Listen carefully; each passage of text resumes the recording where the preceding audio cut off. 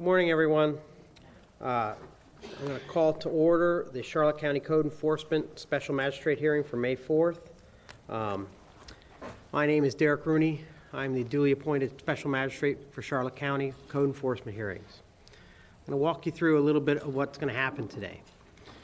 So you've received either a notice of violation, notice of hearing, or notice of affidavit of non-compliance. And what that means is that your property has been identified by the county as being in violation of either Florida Building Code, one of the various county codes with respect to property maintenance, use of property, zoning violations, or perhaps you've had a building permit that has gone lapsed and needs to be renewed and work or hasn't been completed. Any of those matters are the type of matters we're going to hear today. The county has made an allegation with respect to your property, and they're going to have the burden of proof of proving that that property is indeed in violation. So what the order of operations today is going to be, the county is going to come forth, as your case is called. They're going to testify. If I feel they have met the burden of proof, then I'm going to hear from you. If you can tell me that there's good reasons why this is not your property, the property is not in fact in violation, or if you need additional time to correct the violation, these are all the things that I'm interested in hearing about. If I find that the county has not met that burden, I'm going to dismiss the case. If you require additional time to correct the issue, I'm going to give you that time, but we're going to work with you on the goal of getting the issue resolved. The other type of matter that's here today is the affidavits of non-compliance. We're going to hear those first. These are cases that have already been heard. So myself or another magistrate has already found the property in violation, a period of correction has been issued, and that corrective action has not been taken. And so the county checks in on a regular basis, usually 90 days, and says, has the property been cleaned up? Have the permit been issued? Has the violation been cleared up? If it has not, then the county is entitled to ask for imposition of the liens that were recorded at the original finding. When I hear these cases, understand that the decision has already been made. So the only thing that's relevant is whether or not the property was actually corrected. I'm otherwise going to find that the property was in violation and continued the lien. We're not going back to the beginning on those cases and starting all over again. So I realize that this is not everyone's day job. This is all new to a lot of the people who are here today. There are a lot of you here today, so I'm going to ask as you pay attention to the cases that come before you, follow what's going on. You'll slowly start to understand what the actual issues are, and hopefully we'll be able to get you out of here pretty soon today. All right, I'm going to have a few agenda changes. I have item number 7 on the affidavits of non-compliance, and case number J is the same respondent with adjacent addresses. I'm going to hold your case to the beginning of the new businesses after the affidavits of non-compliance, and we'll hear both of those matters together. And with that, we're going to move on to our old business, which is a continuance from April, and that's COD 22-00004, 22095 Marshall Avenue.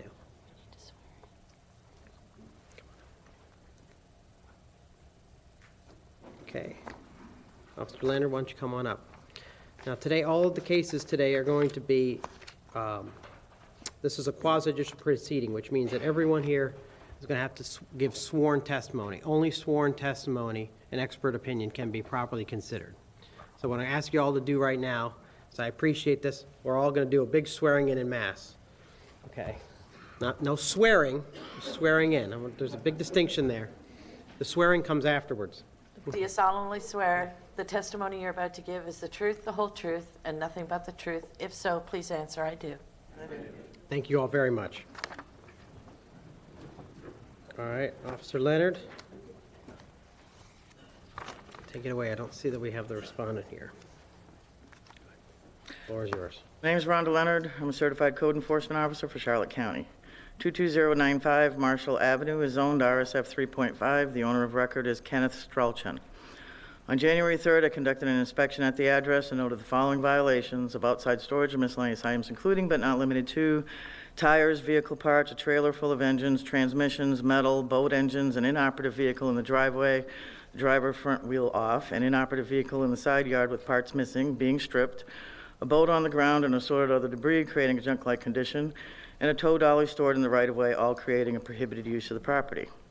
Follow-up inspection on February 28th found there is still outside storage, an unlicensed vehicle with no tag in the swale, 3 boats stored in the front yard, and a semi-trailer in the side yard under a tarp.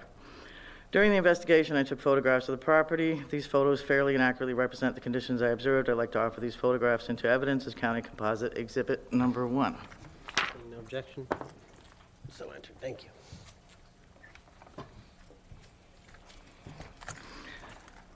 I have had contact with the owner concerning this matter. The notice of violation, notice of hearing, was served in accordance with Chapter 162 of the Florida statutes and was prepared as a recurring offender due to multiple previous cases for the same violations that were dismissed. On April 1st, I conducted an inspection finding an unlicensed vehicle with no tag on the front lawn, items under tarps, boat engines, buckets, unlicensed and operative vehicles in the rear yard, and assorted other debris, a trailer on the front lawn, and a semi-trailer now in the rear yard. The case was continued to May at the request of the owner at the April hearing. I conducted the final inspection on April 25th, finding all conditions substantially the same. This concludes my testimony. Officer Leonard, since April and the request for a continuance, has the property owner made any efforts towards moving forward? No, I have not heard from him since the day of the hearing. And on April, does the property look essentially the same as it did? If not worse, yes. Okay. All right.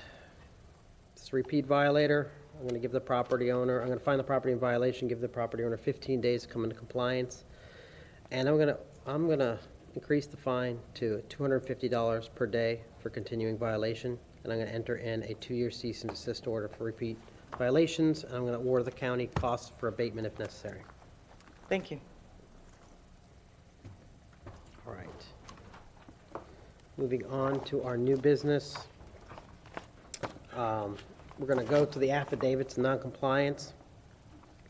As I said earlier, these are the cases that have already been found in violation. They are here now because they have been followed up on by the county and determined to be continuing in violation. So we're going to go with the first case, is case number 2, COD 21-02305, 9057 or 9065 Avalon Avenue in Englewood.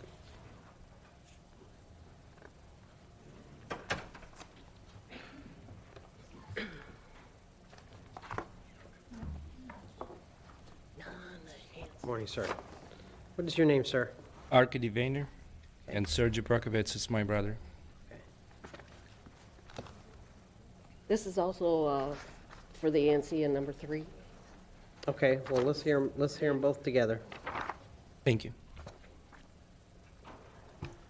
Are these properties adjacent to each other? No, just same owner. Okay, well, let's go ahead and go through the Avalon, and then we'll go through Opal afterwards. And why don't we deal with it that way? Why don't we do presentations on both, and then I'll speak with you. Thank you. Okay, you heard these both in February 2nd, 2022. Avalon is clearing in a scrub J without permits or HCPs. Okay. And what do we have for? Opal heard on the same day, and this was complete clearing without permits, right-of-way damage without permit, and no repair. All right. And is it Vayner? Mr. Vayner, do you understand what the county's I do. issues are on this one? And have you been in contact with staff about getting the permits and what you need to do? That's to get it? correct. Okay. You want me to go over the first issue, then the... Why don't you do the first issue first? And Okay, that's so for the the Avalon. Scrub J issue is, I was trying to order survey company to do the survey. They finally did the survey last week, sorry. But they give us a call and said that in order for them to do the survey, we have to do like little clearance there. I did not understand that. I did not remove any trees We just did the brush cutting, but eventually I realized that it's a scrub J zone. So the survey company finally did everything that they need to do, but I guess I'm in violation of that. Okay. And the survey company needs you to do the clearing to get the permit from the county for the scrub jays, or just No, the survey? it's for the building. Okay. Okay, do you understand that you also have to, there's essentially a payment in lieu that you have to make to the county to be able to develop the I lot? do it now, yeah.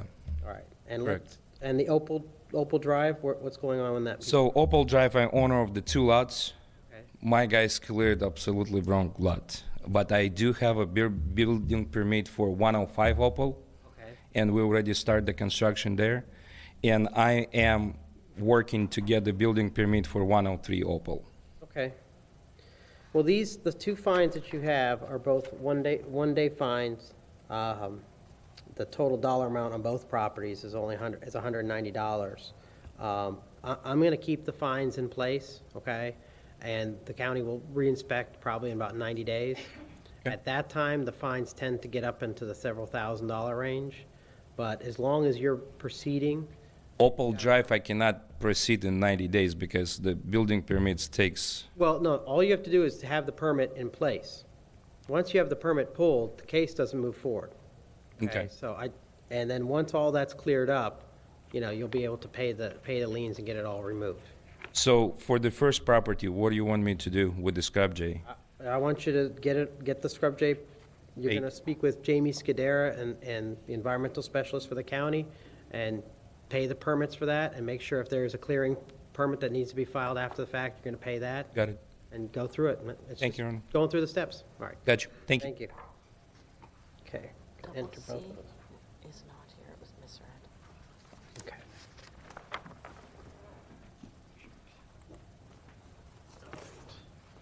Okay, next A and C is number 10, COD 20-02964, 8390 Roosevelt Street in Englewood.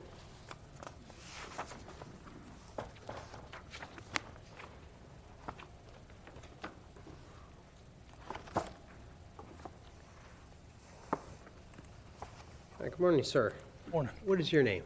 Jerry Miller. Okay, Mr. Miller, hold on just one moment. I'm going to ask Officer Drown to bring us up to speed on this one.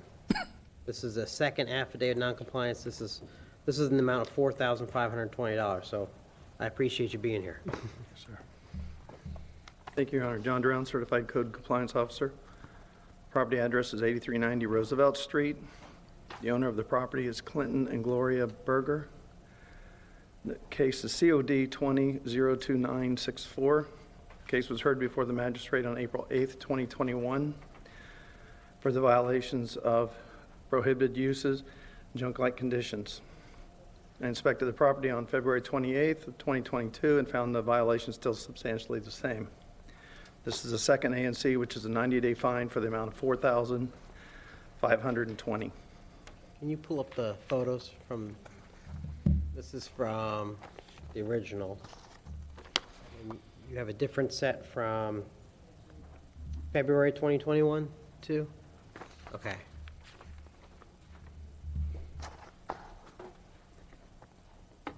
I just want to see the most recent. compare, yeah. I'll make sure I'm looking at the same property here. So what I see, it looks like a different piece of property. It's a different angle, Your Honor. Okay. That's the backyard. Mm-hmm. There were vehicles and what have you. They have made some progress in removing some of the items from the original complaint, but Yes. the property still has violations. It looks fairly substantial. Yes.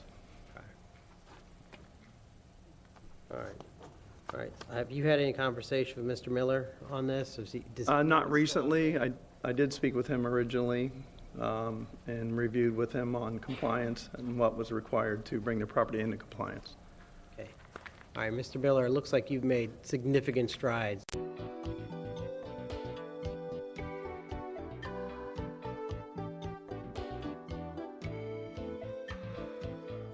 Week sometime, and he's gonna point it out, and I will do everything and anything to get it that way. Okay. I find that there's been significant cleanup, and I'm not inclined to impose the full penalty on this one.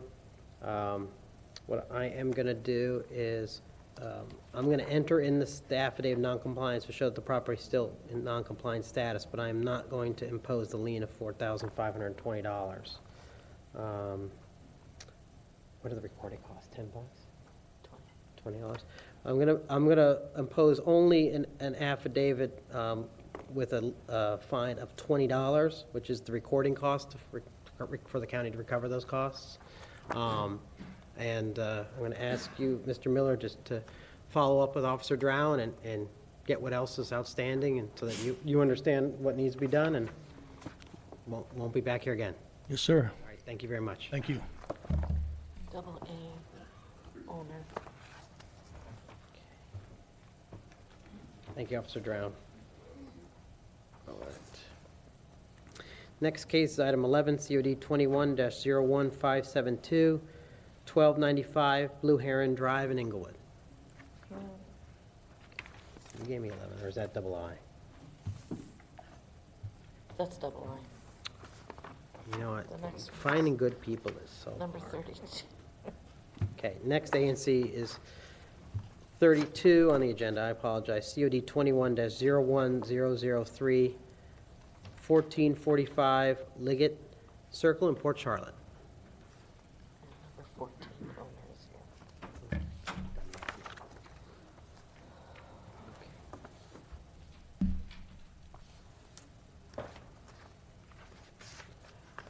Morning, sir. Morning. What is your name, sir? I have a hard time hearing. What is your name, sir? Samuel Balsito. Okay, you're Mr. Bacido? Okay, thank you. Just 1 second. Officer, I'm going to ask Officer Teague to bring me up to speed on the case. Okay. Officer Teague, Certified Code Compliance Officer for Charlotte County. Property address is 1445 Liggett Circle. Owner of the property is Samuel Balsito. Code case 21-01003. Case was heard before the magistrate September 1st, 2021, for violations of Charlotte County Code and Florida Building Code. I re-inspected the property March 30th, 2020. This is the first A and C for one-day fine of $70. Okay. Do you have photos of? It's just an expired permit. Oh, it's just the expired permit. Okay, hold on a second. Here. This was for the permit data. Oh, thank you very much. We can't have people having pool cages, can we? I can't hear you. We can't have people having pool cages, can we? Okay, Mr. Bacido, can you give me, what's going on with your permit? You having contractor issues? What's going on? Yeah, exactly that. Back in 17, I hired a contractor to build the pool cage for me, and they were just destroying everything, even my existing home. So I gave him multiple opportunities to straighten up and get qualified carpenters there, and he never did. So I ended up ejecting him from the project in his entirety.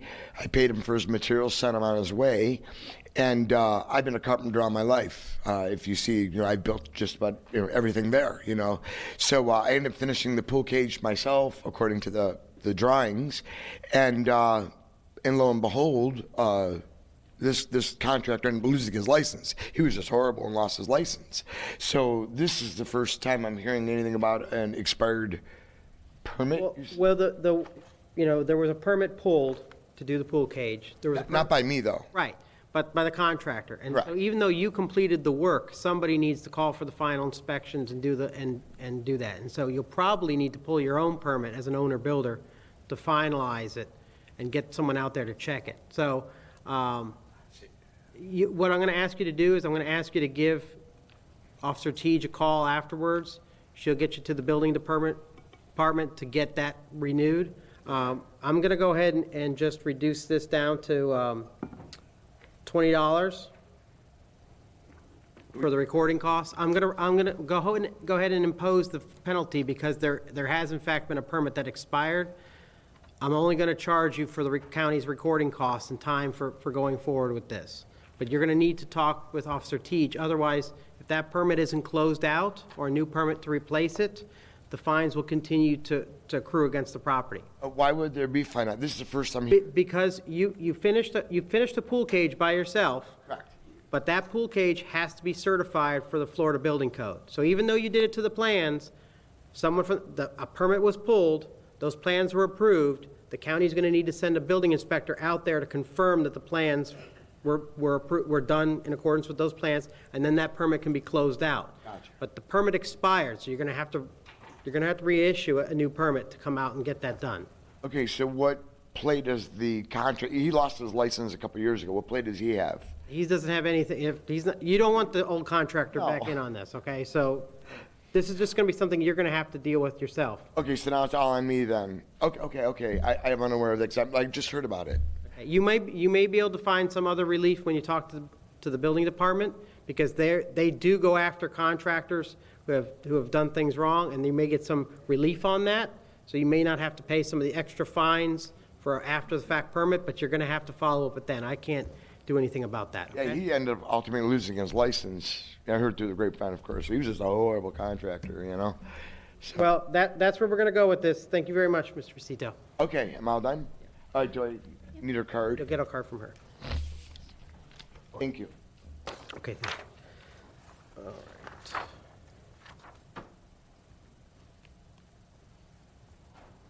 Okay, looks like our last one is item 14, COD 21-01903, 2162 Lake Shore Circle.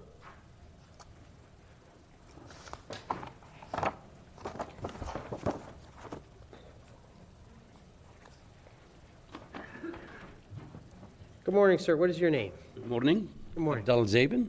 Okay, Mr. Zabin, you came in a little bit late, so I'm going to ask that you be sworn in at the moment. If you. Okay. Do you solemnly swear the testimony you're about to give is the truth, the whole truth, and nothing but the truth? If so, please answer, I do. Yes, I do. Okay. Now, Mr. Zabin, I'm going to have Officer Leonard bring me up to speed on your case, and then we'll talk, okay? Thank you. Rhonda Leonard, Certified Code Compliance Officer, Charlotte County. Property address is 2162 Lake Shore Circle. The owner of the property is Abdal Rahim Zabin. Case number COD-21-01903. This case was heard before the magistrate on February 2nd, 2022, for the violations of no permit and housing code violations. I re-inspected the property and reviewed permitting on March 7th, 2022, and found the violations still substantially exist. This is the first affidavit of non-compliance, which is a one-day fine in the amount of $70. All right, give me just 1 second. We'll go over the case.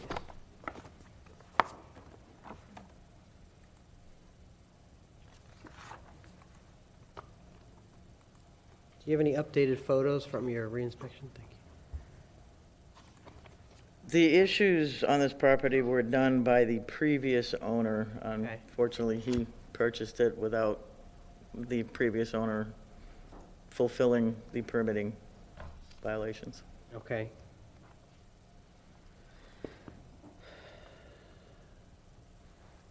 All right, so Mr. Zabin, you've had conversations with Officer Leonard. Do you understand everything needs to be done? Yes. And where are you with proceeding on Now, that? with the electrician, they did the inspection, but they still need to do more work. Okay. We contact FBL. They gave us a date for July 22nd until they come and disconnect the light, and then we finish the work. So. Okay.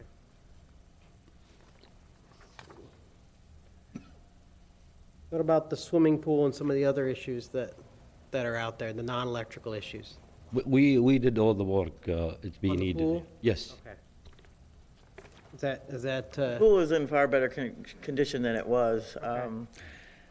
The previous owner had done basically a remodel. The permit was applied for by a contractor. It was never issued, but the work was done. And they had also enclosed the carport without a permit. I just met with Mr. Zabin just a couple of days ago, and he is working on getting all of that taken care of with engineering. Okay, well, Mr. Zabin, what I'm going to do is I am going, because this is I realize this is not your fault. This is something that you inherited, but it all still does need to be done. We appreciate you moving forward with that. I'm going to go ahead and enter in the affidavit of non-compliance, and all that is just saying, yes, the property is still non-violations, checking the box of the county, It keeps them keeping track of it, but I'm going to reduce the fine, which was a one-day fine in the amount of $50, to just the $20 for the recording costs, okay? So that extra cost that has to be borne by someone, unfortunately, is going to be borne by you and not the taxpayer. So that's it, and hopefully this will all be resolved and we won't see you here in 90 days. Thank you, sir. Thank you very much. Thank you. All right, and let's see. I reviewed the remainder of the affidavits of non-compliance earlier, and with the exception of COD 20-01764, I'm going to go ahead and approve the balance of those as requested by the county. And we're going to move on to our new cases.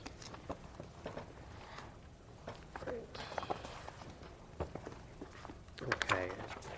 Again, as I said earlier for everyone, these new cases, these are cases of first impression. I have not had any conversation with the county. I have not seen the properties. I haven't reviewed the files. The county has the initial burden of proof to prove that the properties are in fact in violation. So I'm going to ask that as your case gets called, that you come up, that you remain silent until after the county has made their presentation. If they do not meet their burden, if I don't find that that property is in violation, I'm going to dismiss the case. And I say that with the absolute sincerity of that has happened numerous times, and there have been cases that would have been dismissed where people had said that not that they were in violation, but they were some whole new violation, started a whole new, you don't have to break into jail. That's the answer here I'm trying to get across to everyone. All right. Thank you very much. We're going to call two cases out of order. First case is going to be an A and C from the prior, and that is COD 20-0164, 3236 Depew Avenue. And I'm also going to call a corresponding case, which is COD item J 21-02796. That's you guys. Come on up. So I know these are properties right next to each other, and I know the issues are somewhat related. So what I'm going to ask is that we go through the case, and then we'll talk about each one and whether there's a continuing violation in the first case and a new violation in the second. Okay? And I apologize, I cannot recall your names. Saranjani. Okay, Saranjani. All right.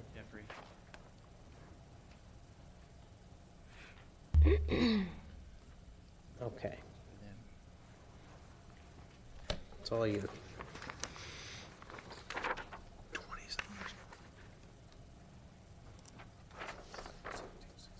Go ahead, Officer Davis.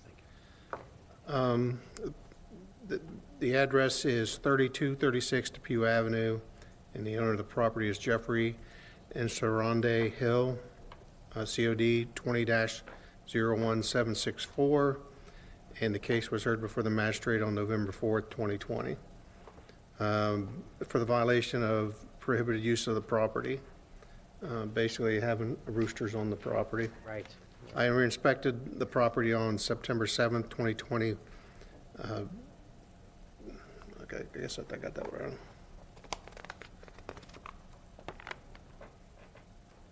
On March 7th, 2022, and found that the roosters were back. A couple inspections, there wasn't any, but the last time I was there, I heard the rooster was back. Okay. And this is a second A&C, which is a 90-day fine of $4,520. Okay. And this case, if I recall, you guys have a very beautiful piece of property that you desire to have a like a home-based farm, and you had a number of chickens on the property. Unfortunately, the county has a limit on how many, and so they're working with you to cut those numbers down, but you also had some roosters. And I've got an affidavit that you provided us, so I'm going to go ahead and respond. I'm going to head and bring it in as respond as Exhibit A, in which you described what had happened. And so you had removed, if I'm just going to summarize this, you had removed the roosters once they had hatched and you could appropriately sex them. And in February is fine, and or January is fine, and March is fine, and February is fine. But then by March, you had a rooster that you were planning on rehoming, but hadn't been rehomed yet. Okay.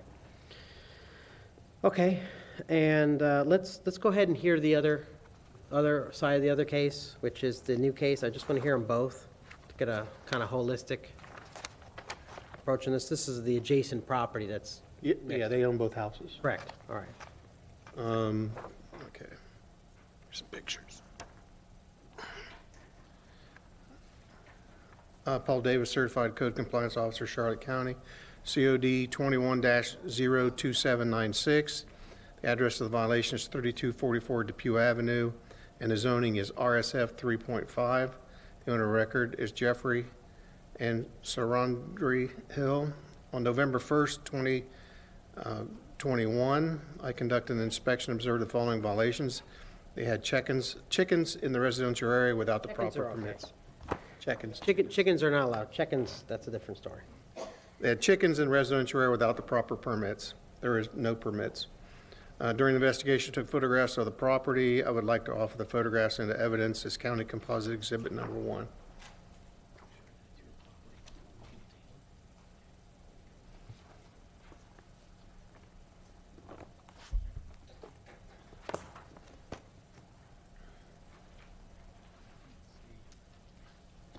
Officer Davis, while they're looking at that, as far as the number of chickens, are Way we? more than, even if they got the permit, there's way more than that, and they would never pass inspection.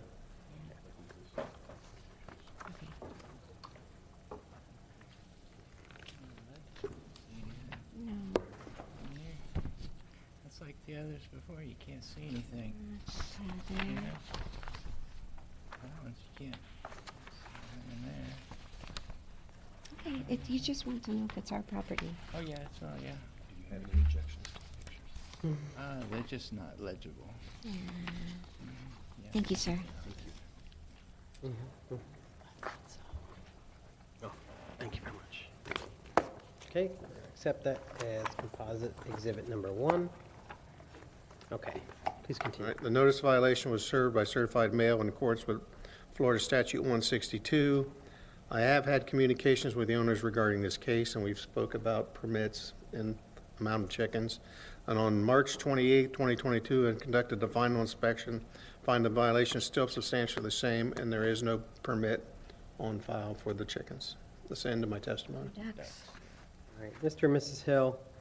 All right, so what we basically have is we have 2 pieces of property, one that's already been found a violation, one that's coming up on the same violation, and the issue is the number of chickens and whether or not there are roosters in place. Does that summarize it? And I got the correspondence from you that you've had with Officer Davis that you're possibly seeking some kind of conditional use or some kind of a separate approval to keep those. I'm gonna ask Mr. Cullen and his zoning officials here. Your Honor, did you get our affidavit? I did. Okay. Okay. The second affidavit.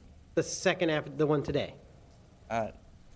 We wrote 2 affidavits. Okay, I have one objecting to the county's case on, 3236 Depew. correct, and then And the other one- I've got the one on the rooster issue explaining. The other one is an affidavit where we object to the whole ordinance. Okay, that's the one I'm looking at. Okay, but let me get what I want to get clear is, an objection to the ordinance is something I'm not going to deal with today. You know, the actual language of the ordinance or some kind of, an exception within the ordinance, I can absolutely help you on that today, but objecting to the entire procedure and the backyard chicken program the county has, I can't help you on that. What I do want to explore as far as if I find there's a violation, and at this moment, I'm going to find that both properties are in violation, the issue is whether or not there is a corrective period for you to do something about it, okay? So your piece of property is within a residential neighborhood. I doubt you're going to be able to rezone it to agricultural, but if there is a conditional use or some other special exception that can be approved to allow you to have this use, as you indicated in your affidavit objecting to the ordinance, that that's something you're exploring, I want to discuss that with the zoning official to see if there is any opportunity. If there is, I may give you more time to come into compliance. If there is not, then I'm gonna give you some time to rehome the chickens, and that's where we're gonna end up with this. So, Mr. Cullinan. Thank you, Sean Cullinan, Planning and Zoning Official. I have been sworn. If you have any specific questions, I'd be happy to answer them. We have not had any direction from administration or the Board of County Commissioners to amend the ordinance. A few points. I think roosters would always be a non-starter just due to noise. There have been some discussions on possibly allowing other types of fowl, such as ducks or geese or things like that. But as of this time, we have no direction from either administration or the Board of County Commissioners. And there is no, this is an RSF single-family district. Is there any special exception? No, sir. This is an accessory use, and it has very specific criteria, and that was months, actually, probably more than months, probably almost a year worth of workshops with the board. It barely passed, quite honestly, in the way it was going, and we've actually had a couple of complaints recently with the ordinance itself being enacted within an RSF district, but we also have no plans to make any changes unless directed by administration through the Board of County Commissioners. Okay. So, and right now, this is probably a question for Officer Davis. The rules say 4 hens on a 10,000 square foot lot and up to 6 on lots up to 20,000. Now they've got 2 separate parcels. There were 4 parcels total. There were 2 houses, so one house had a vacant lot with it and the other house had a vacant lot with it. So if they were unconsolidated, which I believe they have done, each house could have 6, but it would have to be 6 on each lot. You could not aggregate the 12 onto one piece of property. There was also fencing requirements of opaque fencing around the chicken areas, as well as specific coop requirements. Right. So, Mr. and Mrs. Hill, do you understand that if I find you in violation today for exceeding the amount of chickens that are allowed to be kept and not following those other rules with respect to fencing and other things, you understand that the maximum you probably can have on this lot is 6 on one property and 6 on the other? Okay. I'm not going to ask you to tell me how many chickens you have, but you have more than that? Okay. Yes, sir, we feed our community. Mm-hmm. And I met with the commissioners. I went to their meeting and I invited them all to come and see our farm. Only Commissioner Truex came out, and I think he was impressed. He said he was. And he went back and talked to the county administrator and also the other commissioners, but the other commissioners don't believe that we need to feed our community, and that is what we do, is we give away everything, sir. We are limited income, but we put everything into our farm, and we charge nobody anything. We have people that are disabled. We have people with limited income, and with the prices the way they are these days, they've been barely able to feed themselves. And so we give to them. We feed them meat, we give them eggs, and we're trying to do a good thing because Charlotte County isn't doing a good thing right now. They go to food banks, but they can't always get what they want. And we also have people in our neighborhood that get from Lee County and DeSoto and bring it into Charlotte County just to feed our community. And I don't understand why Charlotte County is being so, you know. Well, here's the issue, and you know, maybe I'm speaking a little too much for the commissioners on this point, but the county commission has to write rules that are broad-based, that apply to everyone, that apply fairly to everyone.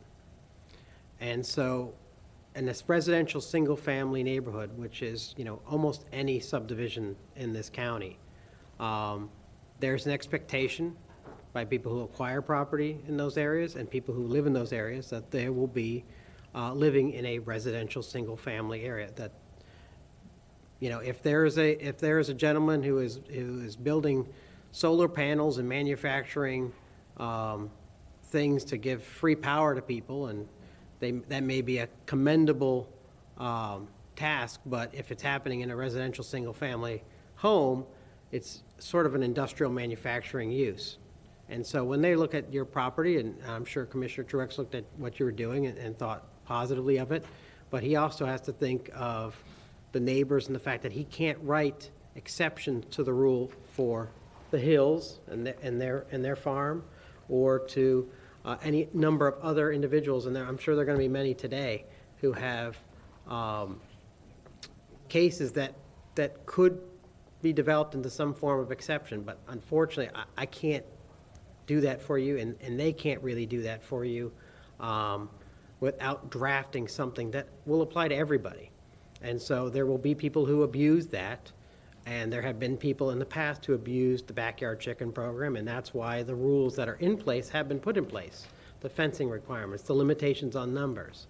I remember many years ago where there was someone who had several dozen chickens in a 5,000 square foot lot in the middle of Port Charlotte, and the noise that created, and the smells that came off their property. I mean, so the issues are, if you've read through the ordinance, clearly there's been some consideration to the effects on the neighbors. And so unfortunately, I'm not in a position to be able to do that. I do want to give you additional time to rehome the chickens. And so with respect to the first A and C issue, which is the roosters are a violation. You know, I saw your affidavit. I understand that you cannot sex them when they're first born, but by the point that Officer Davis can determine it, you should have been able to determine it, and so it is a violation. So I'm going to enter in that affidavit of non-compliance. Or may I say something else? Sure. I believe the picture that Officer Davis showed that said I was in violation of having a rooster was on another property. It was on the 3244 property, which did not give me due process. It deprived me of my due process. We don't have roosters on 3244, ever. But he took a picture of a We rooster. don't We don't. raise, Do we have those raise pictures? Can we chickens on pull them up? 3244. We also don't know if it's They a were picture just- of a I can't rooster. tell It the was difference very between blurry. Rooster, You can just hear the rooster. I heard it on the property. You heard it while standing on on which property? But they're right next to each other. I was right between them. Okay. Your Honor, Please, Wait. Mr. Hill. Did you have something additional? I'm sorry. I don't see a rooster. no. No. So your testimony is that, and I want to get this clear because you wrote an affidavit indicating you did in fact have a rooster. I want to make sure what we're talking about here. 3236. Okay. Sue sometimes hatches a rooster. It will sometimes be a male, and we have to get rid of it. The county has found us an avenue to get rid of them, as the county wants us to do. So that's the avenue that we take whenever we have a rooster. We rehome them. Okay, well, let me ask the question a slightly different way. Did you have for the 3236 property, did you have a rooster on that property on March 7th? Yes, sir. But Okay. when Officer Davis took a picture for the November hearing, it was not on 3236. Right, but you just admitted that there was in fact a rooster on the property on March 7th, which is the date that he indicated. And so that's in violation of the order. So I'm still gonna go forward. I'm gonna enter in the 1-day fine. I'm sorry, the fine on that property, and I am going to do it in the amount of $4,520, which is the amount the county's asked for. Now, I'm gonna give you an option on the back end of that, which is I'm gonna enter that in because that's a violation. I'm going to find that there is a violation on the adjacent property, which is the 3244. I'm going to give you, since these properties are really next to each other, I'm going to give you 100 days to rehome the chickens.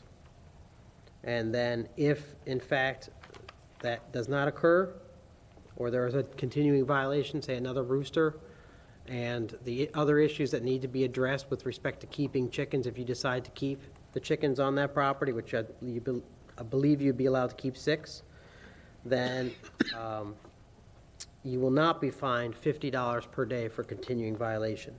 I'm also going to enter in a 2-year cease and desist order consistent with the other property to prevent additional violations in the future, and I'm going to award the county cost of abatement. And so what all that really means is your 3236 property was found in violation.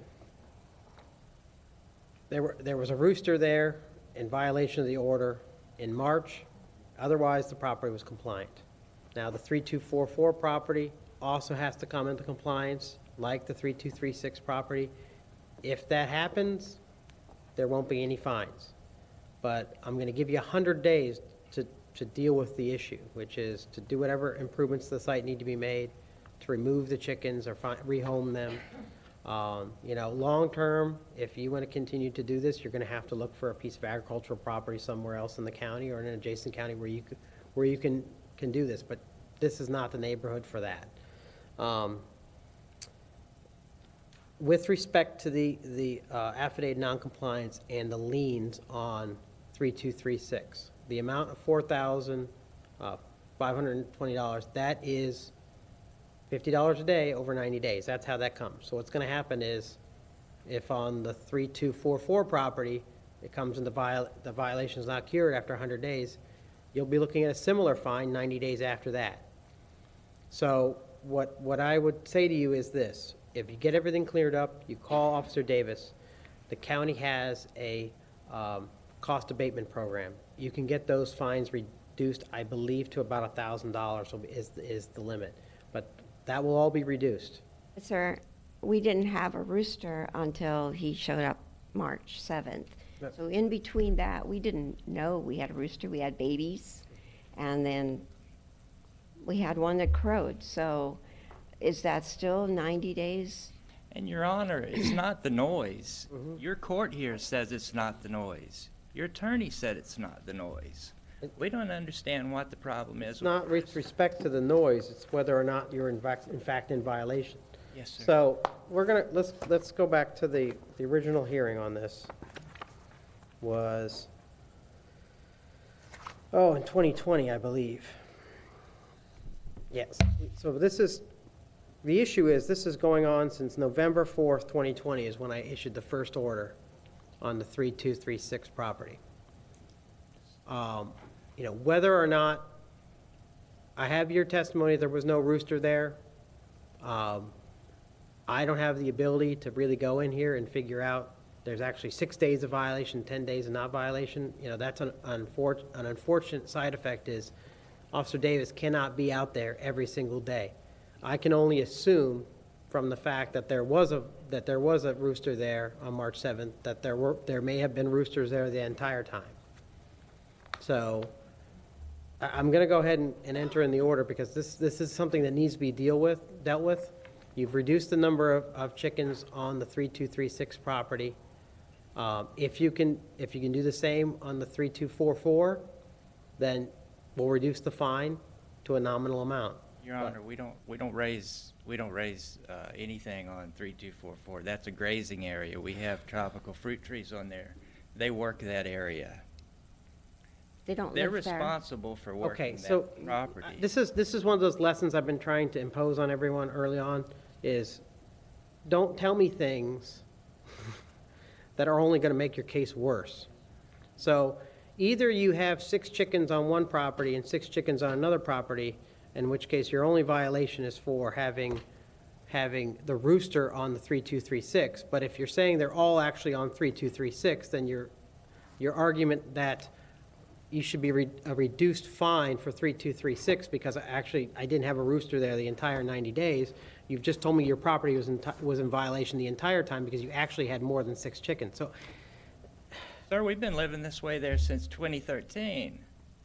We have to make a lot of changes to change our life. I appreciate that, and I'm trying to give you time, and this has been since November of 2020 that you've been at least on notice of what needs to be done.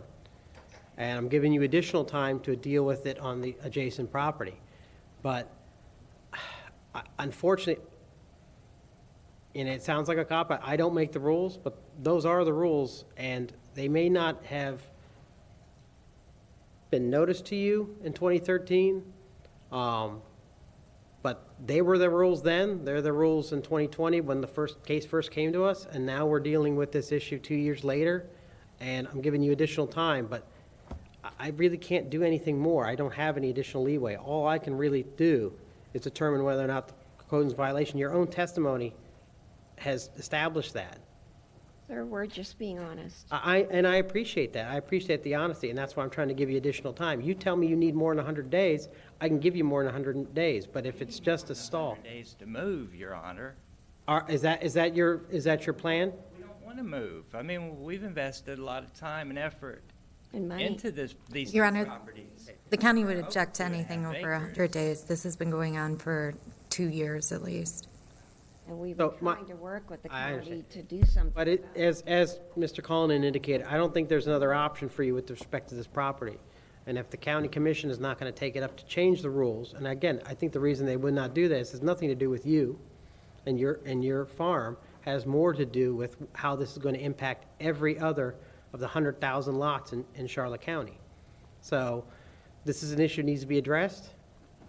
I appreciate the considerations you're in. You may not even have any of your neighbors that have any issues with this, but the county has to look at this objectively from the perspective of being fair to all properties. So there have been numerous backyard chicken cases over the years, and those cases were actually what led the county commission to adopt the rules to allow people to have them. But there had to be restraints on those. And so you're outside those restraints.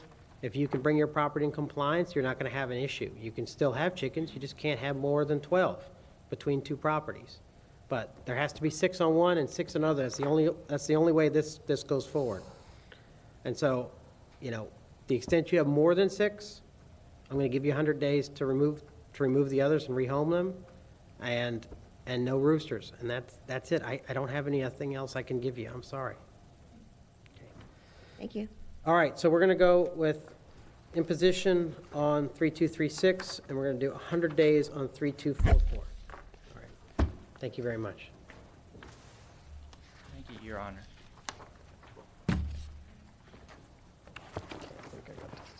All right. Oh, double O has walked in late.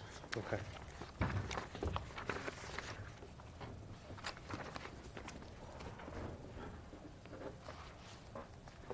All right, we're going to call our next case, which is case number A, DOH 15-00325 for property at 18278 Hotetlet Circle.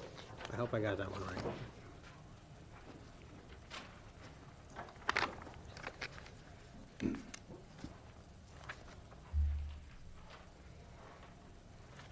Good morning, sir. What is your name?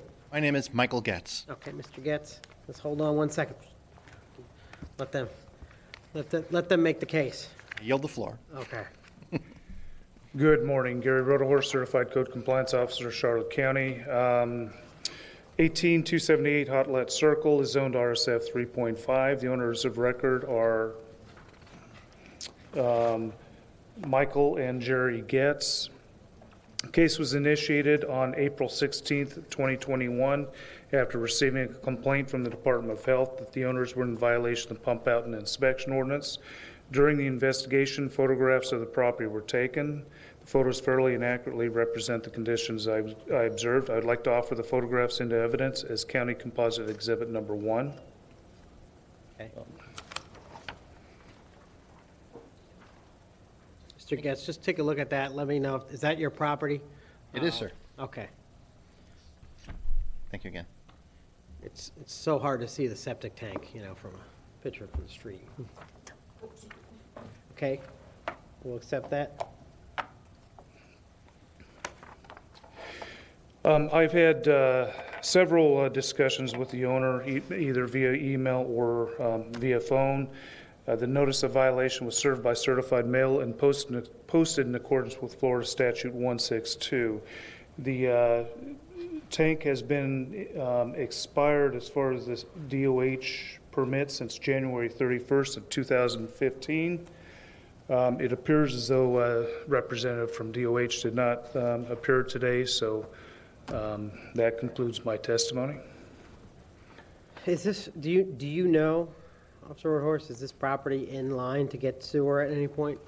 It is in line. However, I have not been able to get a definitive answer from Charlotte County Utilities as far as where it is in line. I know it's close, but from all information, it appears as though it's just beyond the 1-year requirement by the ordinance. Okay. Mr. Getz, I'd like to hear from the Department of Health staff, but I'm going to ask you if you're aware of the violation and have any intention of getting the pump out certification, or if you have made prior attempts. The property has been pumped out, and what we learned in the course of that was that our tank is sound. It has the sort of technical things that so many aging tanks in that area have.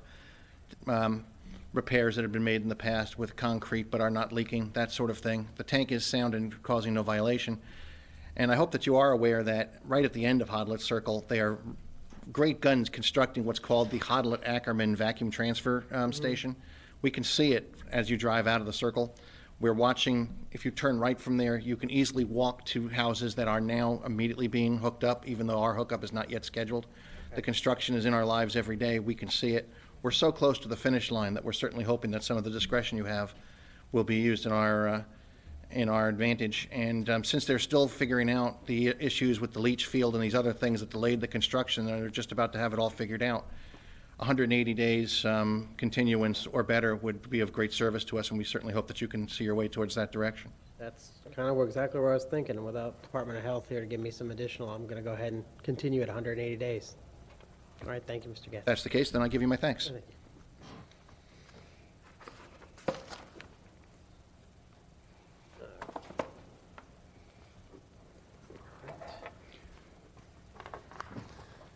you. All right. The next case is item F on the agenda, COD 21-03078, 23516 or 23526 Olean Boulevard.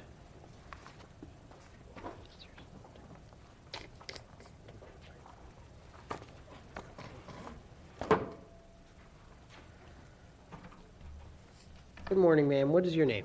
Good morning, Mara. Okay, and you are Miss Guerra. You are a Yes. property owner? Okay. All right, Miss Guerra, just hold on just 1 second.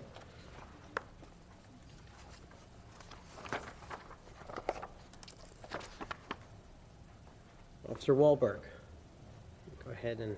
Good morning. My name's Gloria Wahlberg, Certified Code Enforcement Officer of Charlotte County Environmental. The case is COD 21-03078. The address of the violation, 23516 or 23526 Olean Boulevard. Zoning is RSF 3.5. The owner of record is Jonathan Sanchez and Mara Gura. On January 5th, 2022, I conducted an inspection and observed the following violations of clearing and tree removal without a permit, piles of debris and fill dirt on the property, creating junk-like conditions. During the investigation, I took photographs of the property. I would like to offer the photographs into evidence as County Composite Exhibit Number 1. So entered. During the notice of violation was served by certified mail in accordance with Florida Statute 162. I've had phone calls from the owner regarding this case. I've tried to return the calls, but it keeps going to voicemail and then hangs up. It's full. So really, I have had no communication. On April 21st, 2022, I conducted the final inspection, finding the violation still substantially the same, with the exception of the piles of fill has been spread and some of the plants have been planted. This is the end of my testimony. Okay. Officer Wahlberg, is this in a scrub J zone or anything? No. Uniquely special? Okay. So really all that's needed is a clear and fill permit? Yeah. Okay. All right. This is your property, Miss Mara? Yes. Okay. Miss Guerra, sorry. You understand, I know that you guys have played phone tag and you haven't had an opportunity to speak with Officer Wahlberg, but do you understand what the issue is? Yes. Okay, and are you going to obtain a permit? Yes. Okay, all right. Well, finding that, what I'd like to do is I'd like to give you 60 days to obtain the permit. Okay. Okay, so I'm going to find the property in violation, but I'm going to give you 60 days to come into compliance and get a permit. After that, it would be $50 a day for a continuing violation if the property isn't permitted, okay? Okay. All right, thank you. Thank you. Have a good day.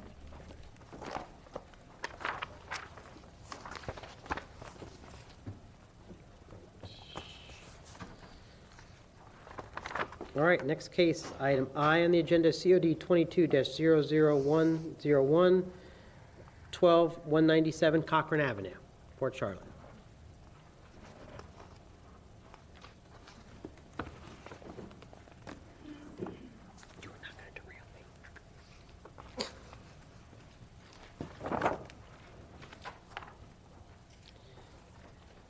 All right. Good morning, sir. Are you Mr. Feehan? Yes. Okay. I pronounce it right? Yes. Okay, good. I always like to pat myself on the back when I get it right. Officer Teach, please. Savannah Teague, Certified Code Compliance Officer with Charlotte County. Case number 22-00101. The address of violation is 12197 Cochrane Avenue.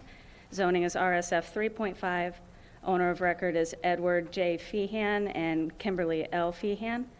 On January 12th, 2022, I conducted an inspection and observed the following violations: expired permit for large garage structure, inoperable vehicle, cargo container, miscellaneous debris, creating junk-like conditions of the property. During the investigation, I took photographs of the property. I would like to offer the photographs into evidence as County Composite Exhibit 1. Seeing no objections, so entered. The notice of violation was served in accordance to Florida Statute 162. I have had communications with the owner regarding this case. Property owner advised of violations and how to correct. On April 25th, 2022, I conducted the final inspection, finding the cargo container and miscellaneous debris still present. All other violations were corrected. This is the end of my testimony. That's going to be the first thing I said. I see that the permit issues have been resolved, and that's moving forward. Mr.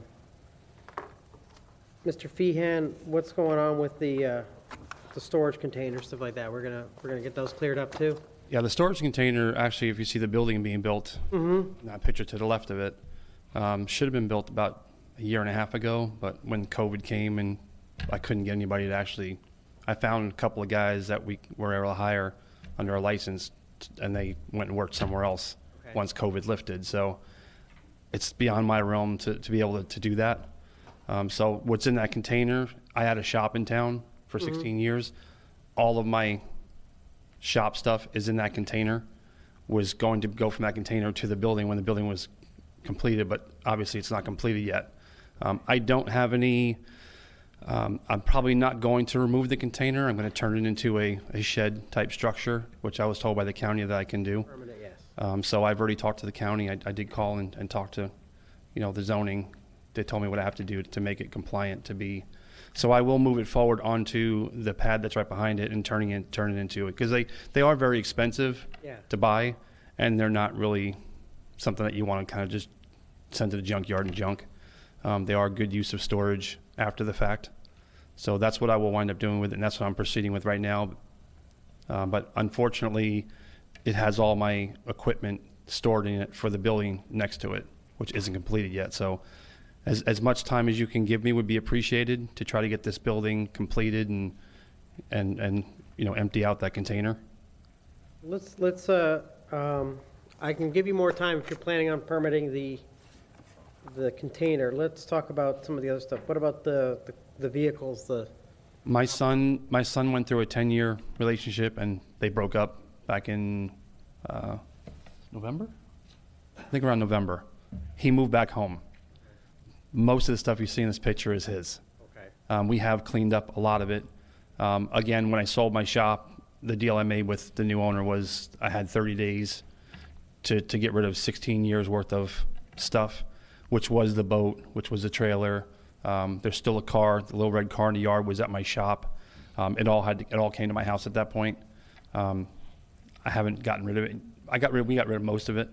So some of the stuff you see in the picture is actually my son's. Okay. that we're trying to get him to get rid of. But as you know, 24-year-old kids, it's hard to tell me to do anything. Well, if they don't have to pay the tab, you know. No, yeah, I know. Officer Teach, how many vehicles are we over the limit on this property?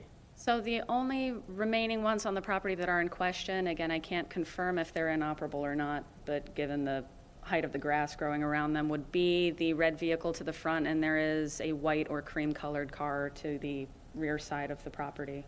Okay. Which the little red car? Yeah. Yeah, that's true. That's been there for a while. All right, so let's do this. I've never done this before, but I'm going to do it in this situation. I'm going to have a split order on this one, and what I'm going to do is the county's asking for 15 days to clean up the property. The permit issues have been resolved. You're going to be moving forward on permitting the cargo container, and quite frankly, that's probably faster than getting the shed completed. So I'm going to give you 180 days to permit or remove the cargo container.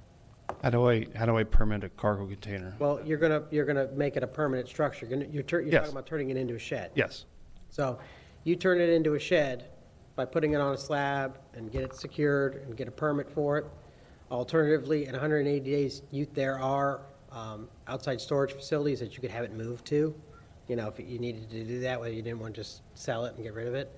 But We're talking about like $10,000 Snap-on toolboxes and stuff that Yeah. you can't really roll into storage Well, units. I'm gonna give you 180 days on that, but the other items, the inoperable cars, the junk-like conditions, the stuff that's your son's, I'm gonna give you 30 days. I don't think that any of that stuff was on.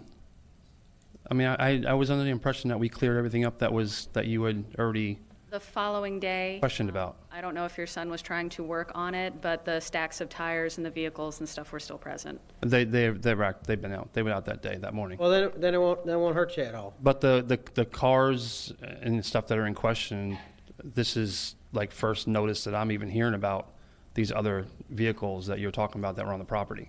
When I talked to you in the street. The red vehicle and the cream-colored vehicle were discussed with you during the initial inspection. Which cream color vehicle? It's towards the back of your property.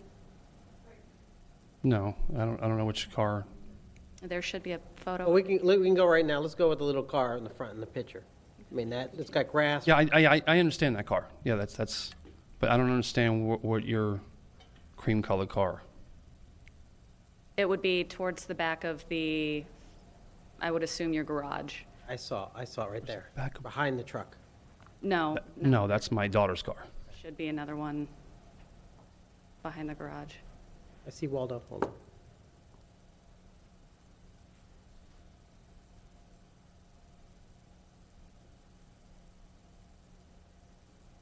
Well, let me. I don't own a cream colored car, so I don't know what car you're referring Next to. time I'm out on the property, I'm more than happy to. Yeah, that's fine. That's get fine. out there and I'll show you the one in question. Let's keep this going. So, Mr. Pian, the county's cited you for junk-like conditions. That's a catch-all for the boats, the vehicles, the cargo container. The cargo container, you can permit, you can move forward with, and it's big, so I'm going to give you more time to clear that up. Everything else, I want to see cleared up within 60 days, or 30 days, I'm sorry. But if you're unclear as to what that is, if the county doesn't object, I'll give 60 days so that Officer Teach can go out there and, actually let you know what needs to be cleaned up. It sounds like some things have already been cleaned up, but basically, just looking at this picture, this is what the county's trying to avoid, just. I understand that, but we've spoke for a long time out in the street in front of my house, and I wasn't even aware of these backyard stuff. We didn't even talk about this. We talked about the container. We talked about the shed There being. are no vehicles currently in the photo that are in question. That is to show the magistrate the cargo container that's currently present on the property, and at that particular point in time, the building that the permit had expired for. So under my impression is that the only thing Stop here. I looking at the RV right there. Okay. Pile of crap and, sorry, pile of stuff in front of it. That's the stuff that needs to be cleaned up. That's part of the structure for the building. That's the metal and it is. You can come out and look at it. It's the metal and As long as it's within your permit and it's staged stuff. all of that, all the equipment, all that stuff is for the building itself. If you've been out there, you've seen that that's metal, it's bolts and nuts and bolts. We need to move on, so what I'm gonna do is I'm gonna give you 60 days to clean up everything that's unrelated to the cargo container. The cargo container, permit are removed within 180 days. That gives you time to have Officer Teach come out there and tell you what needs to be done to be in compliance. It gives your son time for you to kick him in the butt, get it to move out. And because otherwise, it's gonna be $50 a day leaned against your property, not his. I understand. I'm just curious as to why I'm here today. I'm here for the container not being compliant and the permit that was Container renewed. and the junk-like conditions are in the notice, which is everything else, including it indicates vehicles and other items. Those are all in the notice that was sent to you. I'm sorry if it wasn't clear when you had prior communications. Probably the thing that came top to mind to everyone was the cargo container. And so we're giving you time on the cargo container, but everything else also needs to be done, because I'm not prepared to extend the cleanup to everything to 180 days. So I'm either going to bring it all down to 60, or I'm going to say cargo container is 180 and 60 to do everything else, because there's nothing there that doesn't look like it could be relocated easily. Okay, thank you. All right, so ordered. Thank you very much, Mr. Vian.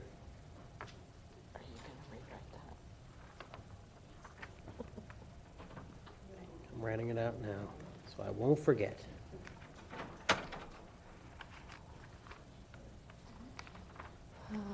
All right. Next case is COD 22-0049, item S on the agenda, and that is 1975 Illinois Avenue, Englewood.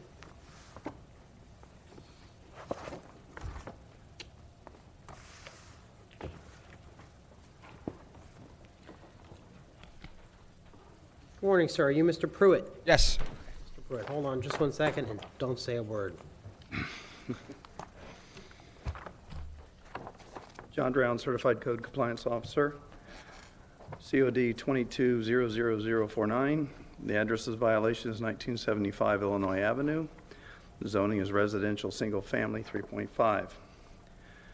The owner of record is Algie M. Pruitt IV and Algie Pruitt.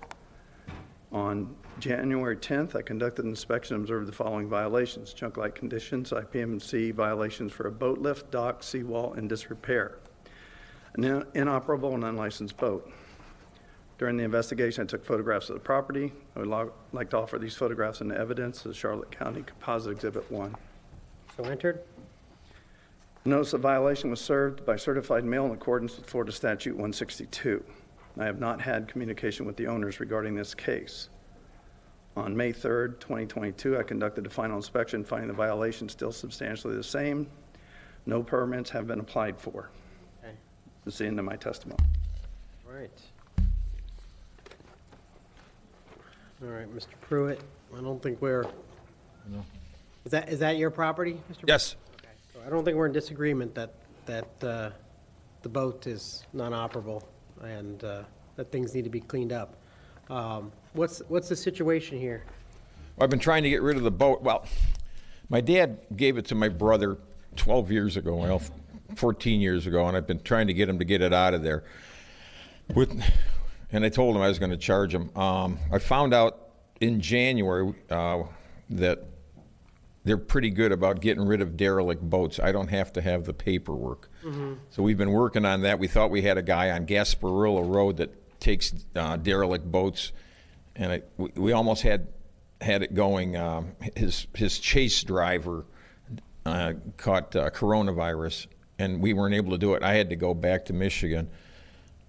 Since then, I've tried to contact the guy, but with no help. And I went to his place, and he's got a physical.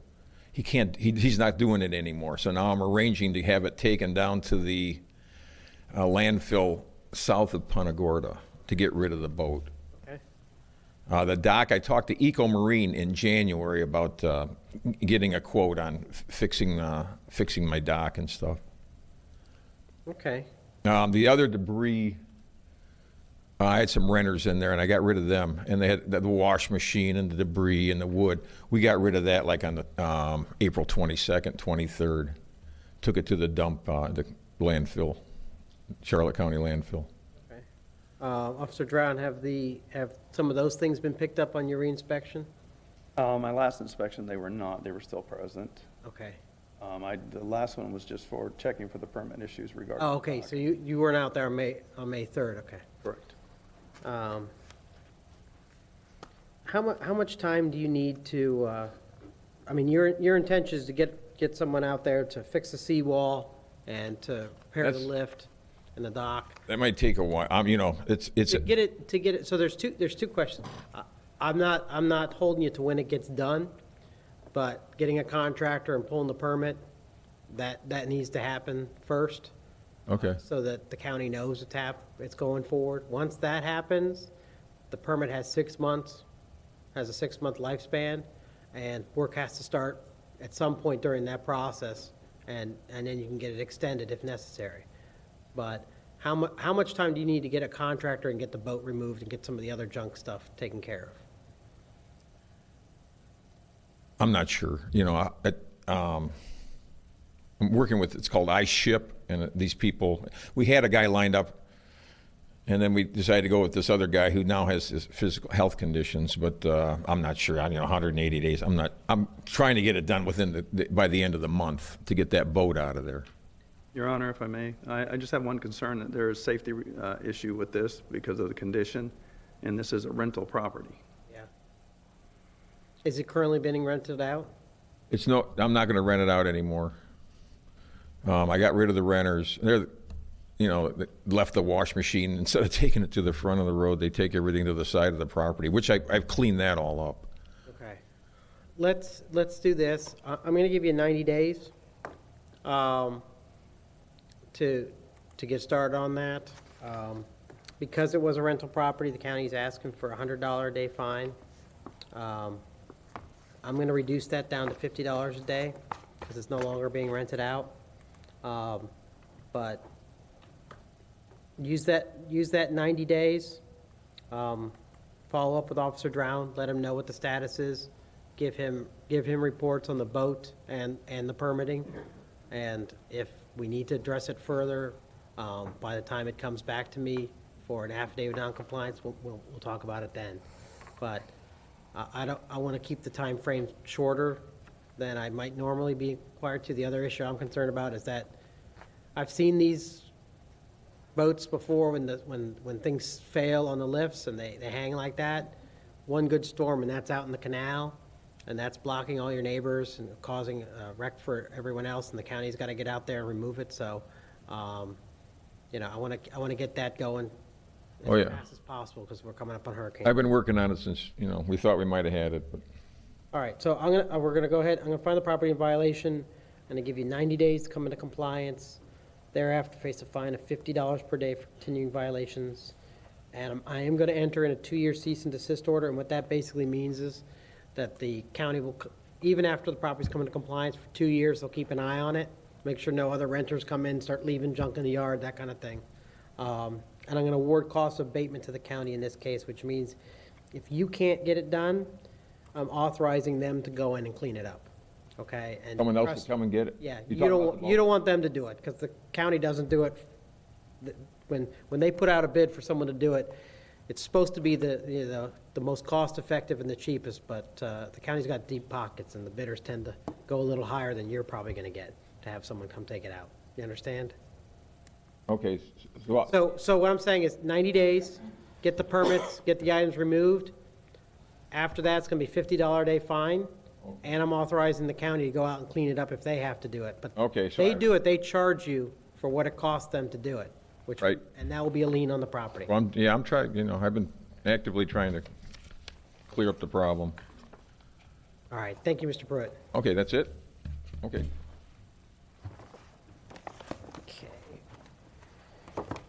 Next case is COD 21-01751. That's item T on the agenda, and that's 18391 Oxford Avenue in Port Charlotte.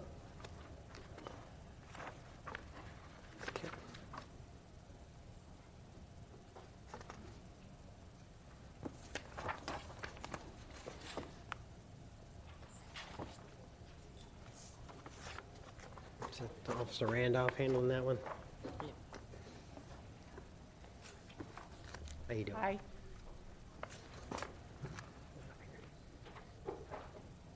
You just be Mr. and Mrs. Stark? Okay. Hold on just one second. We'll see if Officer Randolph can meet his burden.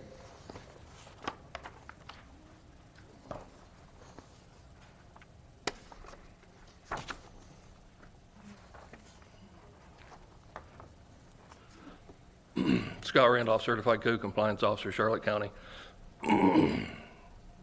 Case number COD 2101751. The address of the violation 18391 Oxford Avenue. Zoning is RSF 3.5. Owner of record Patrick and Jennifer Stark. On March 23rd, 2022, I conducted an inspection and observed the following violations. A deck installed without a permit, expired not issued. Trailer and unlicensed car in the right of way. During the investigation, I took photographs of the property. I would like to offer the photographs into evidence as County Composite Exhibit 1.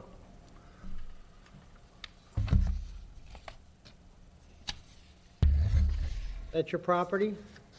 Okay. You have any objections to any of the photographs you see there? Well, Is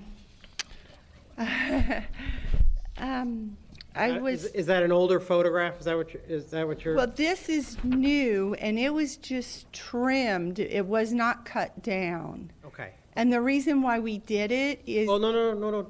That's it. Don't tell me, don't break into jail. Don't tell, but we are allowed to trim. It wasn't cut down, though. We'll get to that. Is that photo of your property on the date that's listed at the bottom there, is an accurate Yes, sir. representation? Okay.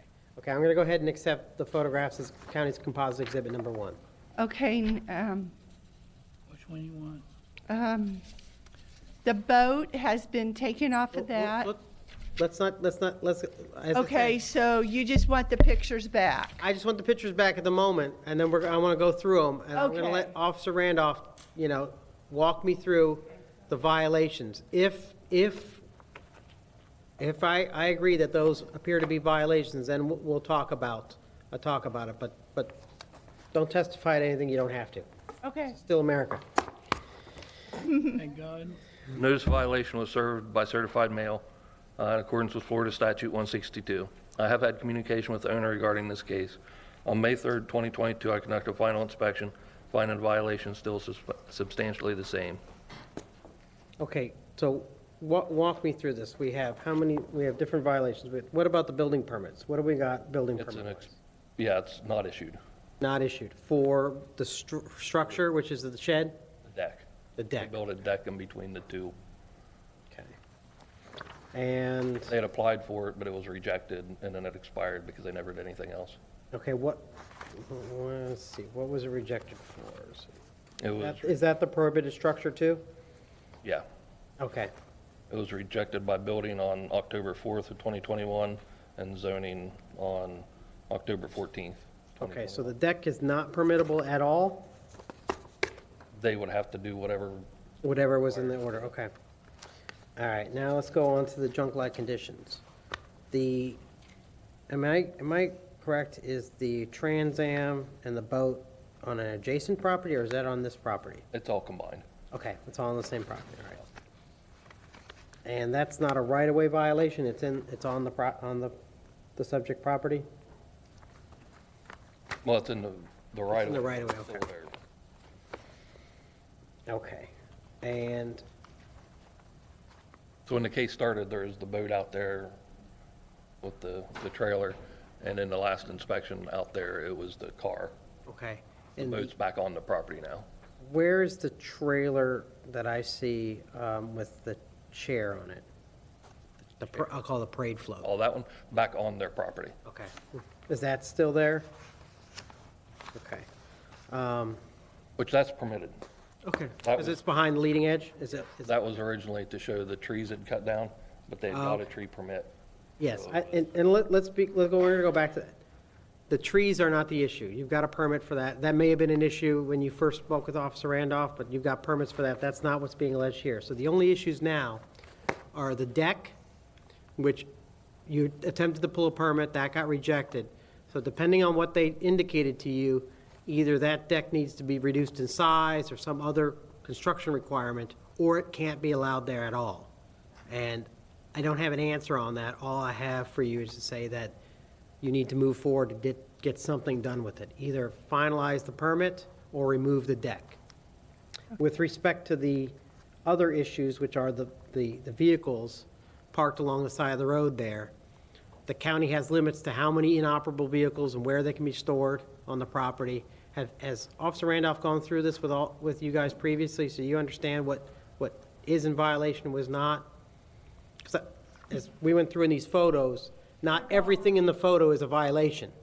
Right. The Trans Am that's on the trailer, which is our son's, it has been removed as soon as we got the letter that it was in violation. My son moved it to our adjacent property, and I have pictures that I just took this morning, proof that the car is gone, and I don't know how long it's been, but have you seen that the boat was also immediately taken off the side of the road and put on to our adjacent property lot? Yes, it's back on the You lot, did yeah. see that? Okay. Okay, the car is right next to that. I do have pictures of proof. I'm willing to accept your testimony on that today. What I want to avoid is the adjacent lot. Is that a violation on the adjacent lot? Are we just moving one thing to another, playing a game of whack-a-mole? If that car's inoperable, yes, it can't be there. It has to be operable, and you can have one unlicensed car in your driveway, but it still has to be operable. So the lots are combined for tax purposes. Okay. Yeah, they're combined. So since it's been a pipe dream of his for I don't know how many years Kids to these restore. days, you've heard it all day. It's Yeah, this Trans Am, and so what you're saying though, that even if it's on a licensed trailer, it still cannot be on the property. Correct. Because it's inoperable. Right. Correct. Okay, so what he will have to do is hook up his trailer with that car on it and take it and put it in a storage unit. That would be ideal. There is another option that Mr. Stark may not enjoy, which is give up some of your garage space to put the vehicle in the garage. Oh, no, he's monopolized Okay, so that's not happening. All right. our 3-car garage already. He is going back to Missouri at the end of this month because he's a snowbird. He ain't driving that. I mean, No, he's not. No, it's going to stay there, so it's going to have to go to a storage facility. Let's see. So, but the boat's okay, right? The boat's okay? Yes. boat. Yeah, the boat should be fine. Okay. So now alls we are Is the deck. Okay, now. I got some, my eye is burning. My deck, I don't understand about it. Okay. I'm handicapped. My mower is in my shed. I don't have no room in my garage because my son has taken over everything. And there's a ramp right off the driveway that I turn and pull in my shed. And I need the deck. The deck is safe and sound. And in fact, it's a nice looking deck. I've built several decks in my life. And every time the last time I came here to that building over there, talked to them, they didn't give me no clear instructions about anything. I didn't understand anything they were saying. He did personally write up 2 drafts because they wanted to know what kind of screws, what kind of lumber, how many pieces How of long the lumber. screws were. He did the best he could. They said they would send us emails. We Never did. never received any emails on it. So I think what happened was that actually maybe the permit is expired now on the deck. Is that the case? Yes. So we need to reapply for a permit on the deck and go from there? You do, and on the zoning, so it was rejected from building because of those specific detail issues, and then was denied from the zoning department, essentially because they need a more accurate set of plans, a more accurate depiction. That doesn't mean that they're going to say it's going to be okay. They just need to be able to measure where the deck is and where the storage shed are with respect to the other parcels, and they need to be able to calculate how much square footage all those take up, because there are requirements for how much you're allowed to cover. Yeah, we did. I mean, he really did his best. He came up here twice and talked to someone, and I mean, he really did his best, but we didn't know where to go after that, and they said they was going to send us emails, and they didn't. So if you could come out and show us, take pictures of the deck, re-inspect it. I did take pictures, I mean, of the deck and like what type of wood he's used. He put that down, what type of screws he used, how many depth into the feet, you know, in the ground. Here's what I'm going to do, Mr. and Ms. Stark. And Ms. Stark, I want to congratulate you, because I think you figured out what's going on here faster than I did. So what I would recommend is, I'm going to give you additional time to get this resolved. One, it sounds like your son's going to have to deal with his vehicle before he leaves anyway, so you've got the right solution, which is to move it to an off-site storage facility. With respect to the designs and plans on that, I'm going to give you some more time, but I think probably what you're going to need is to request an example from the county, from another permit, something, because I think there's something missing in the details. If I may, Sean Cullen, playing zoning official, the problem is he's standing in as an owner-builder, meaning he has to show on the permit how it meets Florida Building Code. So you need to read Florida Building Code and design the plans or have them engineered by a licensed professional in order to do it. An owner-builder, they basically stand as a contractor, so you've got to show how you meet Florida Building Code. We can't design it for you because we would then take on liability. That's why I feel like you need an example, something to go off of, because... And who would we get that by? Well, I can tell you, you have two choices with that. One is you can hire an engineer or a contractor to go in and do it for you, but they're going to have one, they're all busy, and two, they're generally not going to certify somebody else's work. Right. Two, if you see another, in your neighborhood or somewhere else, someone else who has a deck and a storage shed, you can request copies of those permits. That way you can at least see what it is that they submitted. But again, the same issue is going to happen. That doesn't mean you can copy. It just means, you're going to say, I got this shed here. The shed specifications are this. It's this many feet off the property line. You're going to have to do a drawing that kind of covers all that for zoning purposes, and for building purposes, you're going to have to say it's made by 2x4s. It's secured with these type of fasteners. You're going to have to go into all that. Well, I believe you, and what I'm indicating is you have to meet what the Florida Building Code says. The staff can only go so far to help you to show what that is. So you may need to get a contractor or someone just to help you fill out the applications yourself.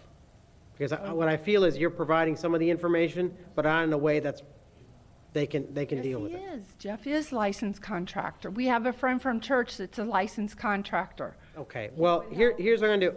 I'm Mr. Stark. I can't. I don't think we're going to get much more by continuing to talk. So just get a new permit and start from there and get the complete diagrams of exactly what you want. I like her. We should hire her to translate. I'm going to give you 90 days to go ahead and move the vehicle and then pull a permit. Once you got the permit going, then the case gets held in abeyance while you move forward from there. Now, is that boat fine? Yeah, the boat's fine. He said the boat's fine. So that trailer underneath it's just a Trans Am that's not. He's got to get it to storage. Right, and you tell him this, especially if he loves. I will, trust. If he loves his parents, after those 90 days. And by the way, the travel trailer's gone. Even though it was licensed and not in violation, it's gone. We sold it. Okay. Sold in 30 minutes off of Facebook Marketplace. Should have asked for more. Then it's going to be $50 a day for violation after that 90-day period. If the permits aren't pulled and the vehicles aren't done, and then I'm going to enter in a 2-year cease and desist order. What that means is, if your son comes back in 2 years with a new Camaro, he's decided to move up a decade, and wants to start a new project, we're not going to restart the case. We're just going to go right back to that. Okay. And I am going to award the county abatement costs, which means if he doesn't move it, they're going to come out and take it, and they're going to lien the Oh, property. he'll move it all right, trust me. Well, thank you very much. He may be 40, but I'm still mom. Okay, that's great. All right, We're done? Mr. and Mrs. Stark, yes, you're done. Thank you very much.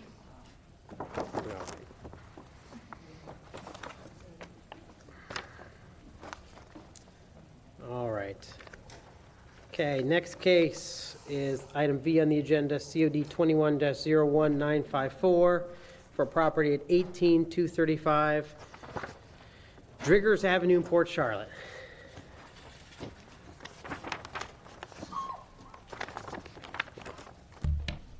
How you doing, Your Honor? Terry Kramer on behalf of the property owner. Doing all right. How's it going? What can we do for you today? Let's see. On I guess multiple issues. I'll tell the story real quick, and then I'll let the county present what they need to present. I have a gentleman that's trying to put a shed for his collector cars in his backyard, and he's gone through permitting, and there's been a back and forth on different reviews and additional information that needs to be made. Currently, it's still in review. The manufacturer is submitting either later this week or beginning of next week some updated engineering drawings and some information to hopefully get this to the finish line. Okay. This issue kind of spins off to other issues on the property that once the shed is able to be built, some of these other properties problems will be solved immediately. Dealing with there's cars and there's some culvert issues and there's a storage container issue, and these are all stuff that are going to go into the shed once the shed can be approved. So we're kind of like in this dance with the county that I would like to stop dancing, but I think we need a couple more months to get there. All right, thank you for your candor, Mr. Kramer. Let's go ahead and let's go see the pretty pictures, shall we? Scott Randolph, Certified Code Compliance Officer, Charlotte County. COD 21-01954. The address of the violation, 18235 Driggers Avenue. Zoning is RSF 3.5. Owner of record, David and Don Uman. On June 23rd, 2021, I conducted an inspection and observed the following violations. An expired permit, 2019 1128488 for right-of-way. There's additional destruction of the right-of-way without a permit. Canopies, gazebo, metal shed, fence, gate, and cargo container without permits. Outside storage of inoperable vehicles, vehicle parts, pallets of miscellaneous debris creating junk-like conditions of prohibited use of the property. During the investigation, I took photographs of the property and would like to offer the photographs into evidence as County Composite Exhibit 1. Oh, we're waiting on Mr. Kramer. Go ahead. Notice violation was served by personal service in accordance with Florida Statute 162. I have had communication with the owners regarding this case. On April 25th, 2022, I conducted a final inspection, finding some of the violations have been corrected. What remains is the cargo container and the outside storage of the pallets. Okay. The pictures that I got are sufficient. I just want to note that some of the pictures are from a year ago. Okay. So, and he just mentioned that a lot of those things have been corrected. There are still some outstanding issues. If I may, what are the outstanding issues? The cargo container in residential is not permitted. I understand that. So it was the cargo, and you said there's wood pallets. Wood pallets in Stacked with it, yes. Okay. Which creates outside storage. No, I understand that because the pallets I thought were removed, and I'll take care of that. And so it's right now it's wood pallets and storage container. Yes.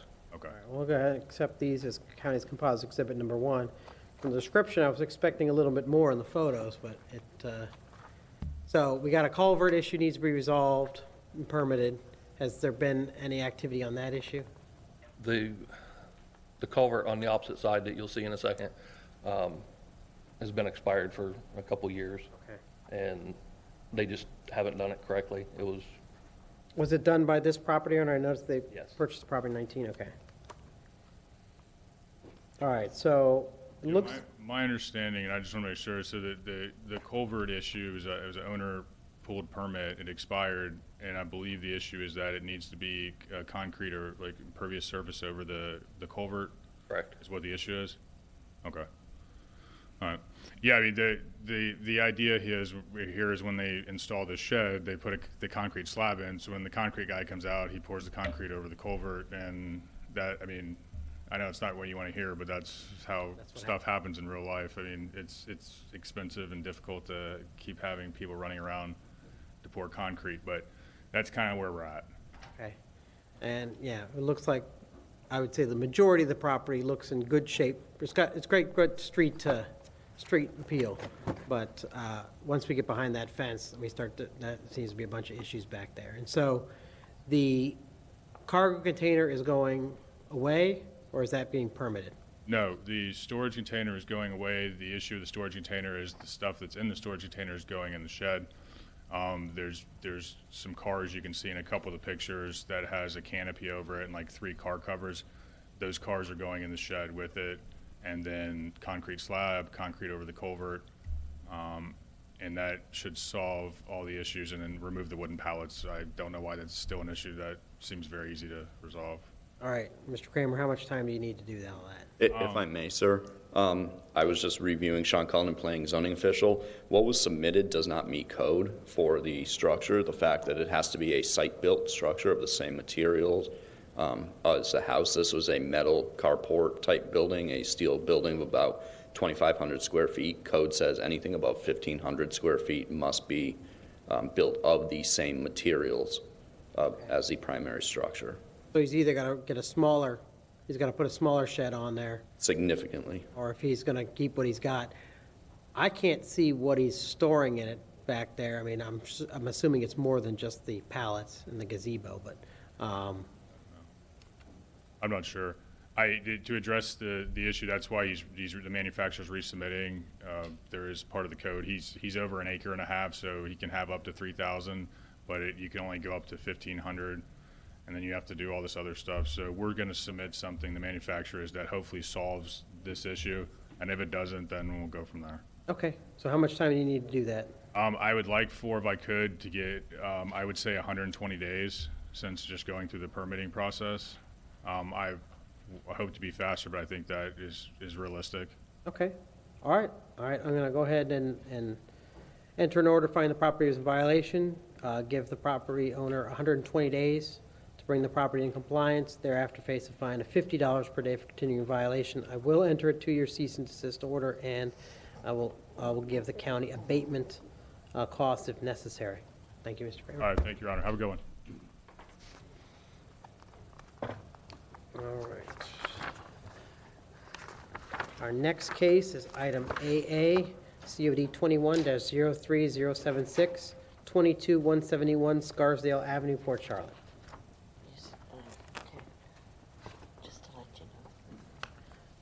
There's 2 cases, same property owner. Oh, okay. I understand there are 2 cases at the same, as these adjacent properties? Yes, Your Honor. Okay, well, let's hear them both. So we're going to hear item Z, COD 21-03075, 22161 Scarsdale Avenue, and the 22171 Scarsdale Avenue. And we'll keep it all together. We will. Are you Mrs. Watt? Okay, Ms. Watt.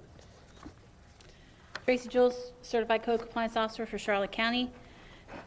Case number COD 21-03075. The address of the violation is 22161 Scarsdale Avenue, Port Charlotte, Florida. The zoning is residential, single-family 3.5. The owner of the record is Kima Watt. On December 29th, 2021, I conducted an inspection of the property and observed outside storage, junk-like conditions, a prohibited use of property. And on March 1st, 2022, I conducted an inspection and review of the Charlotte County database, finding a portable carport installed on the property without the required permit.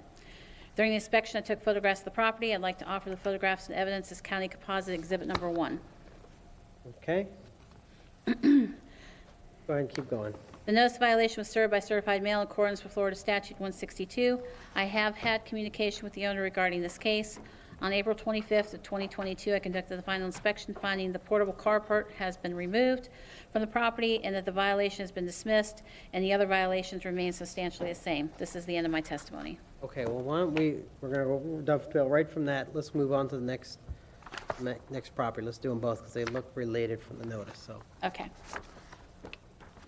Next case, Tracy Jewell, Certified Code Compliance Officer for Charlotte County. Next case is COD-21-03076.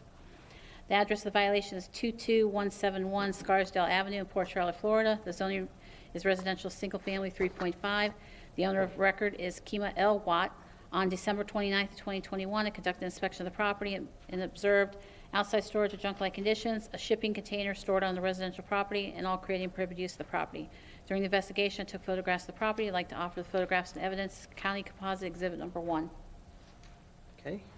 The notice violation was served by certified mail in accordance with Florida Statute 162. I have had communication with the owner regarding this case. On April 25th of 2022, I conducted a final inspection, finding the shipping container has been removed from the property. The other violations remain substantially the same. This is the end of my testimony. Oh, wait, I want to hear this. Somebody actually moved a shipping container? That's actually happened They at one point? removed it, yes. Somebody did? You're getting extra points for that, Ms. Watts. I'm going to tell you that, right? Right out of the gate. It wasn't an easy thing to do, and it precipitated to a lot of other Okay. difficulties. Real quick, Ms. Watts, I think you came in a little bit late, so were you sworn when you came in? Okay, we're going to go ahead and swear you in right now.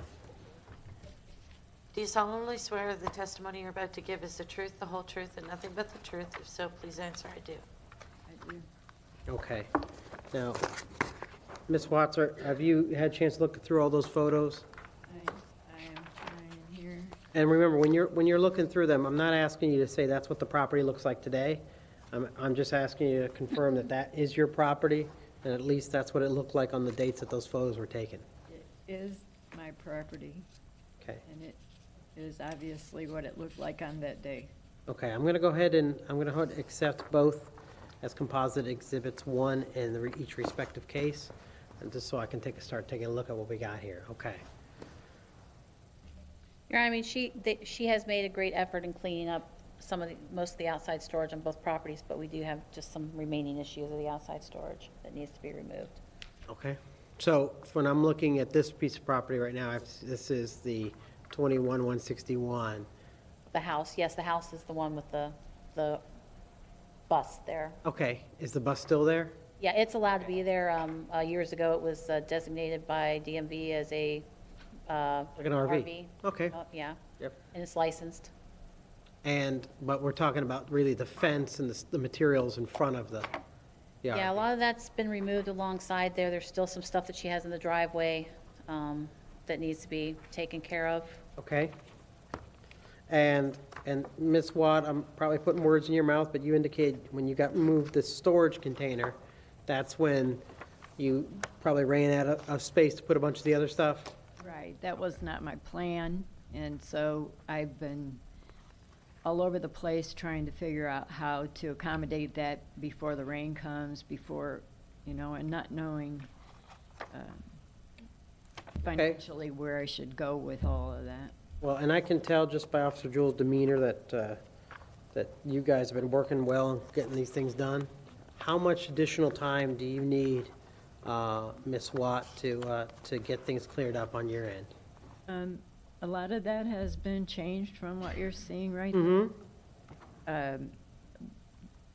A big part of the difficulty I've been having is finding resources for help to do such. This 211 that was told to me was a good resource for homeowners. Nobody answers that phone or returns calls. I've been leaving a lot of messages. I went to state agencies. I went through all the local churches trying to find some, and there was maybe 2 guys that everybody seems to be resourcing, and one guy was booked out till June. And these are people to help just take with stuff off the property? And not cheaply either. So, yeah, I've wasted a lot of my time and energy trying to find help, and then struggled myself to make accommodations where it's been difficult. Yeah, let me ask, this may be a zoning question. If someone was to call for a commercial construction trailer, the demolition trailer, when they don't have a building permit, would that be allowed for purposes of gathering materials up and getting it cleared out? Because those are fairly easy to obtain. When you say commercial construction trailer, One of those, one of you the, know, like big open-ended dumpsters, yeah. Oh, yes, you can order one of those, and if it stays there, but usually that costs a lot of money anyway. Yeah, so there's a number of demolition companies that they will bring basically a giant dumpster, and I mean giant, the size of like a half a semi, and they rent basically per the day, and you fill it up and they'll take it away. If that's an option, instead of having someone separately come out to do the hauling for you. I don't know if there's anything that's remaining on the property that requires, you know, towing or something larger than that. But, you know, given all that, how much time, Ms. Watt, do you need to get something done? I don't know. I'm struggling, honestly, financially and physically. At this time, I've had a heart attack over this. Mm-hmm. Well, I'm going to give you, just to give you a perspective, the county's asking for 15 days to clean it all up. For just you, I don't think that's not necessarily a reasonable time frame, but I want to be able to give you something. Is 90 days sufficient? 3 months? I mean, if you're already trying to get this stuff taken care of before the rain starts, it's beginning. I made the mistake of trying to get rid of all of the invasive plants that have ruined every bit of investment I made for plants in that property, and it was overrun because nothing had been developed around me. So, you know, I've lost a lot in the time frame that I was buying things to put there and trying to make flowering and fruiting plants be the landscape. And so I have every year been on my knees in pulling weeds and keeping rid of the invasive foliage. And this year, I've been diverted from that, and I have a lot of flowering plants and fruiting trees that are failing at this point for attention. I've reached out to my neighbors, and they know and support what I've done for trying to put in something that's gonna, in some time, look so much better than what it's at. But in a lot of things, you have to tear some things up. It looks terrible, I know. Yeah.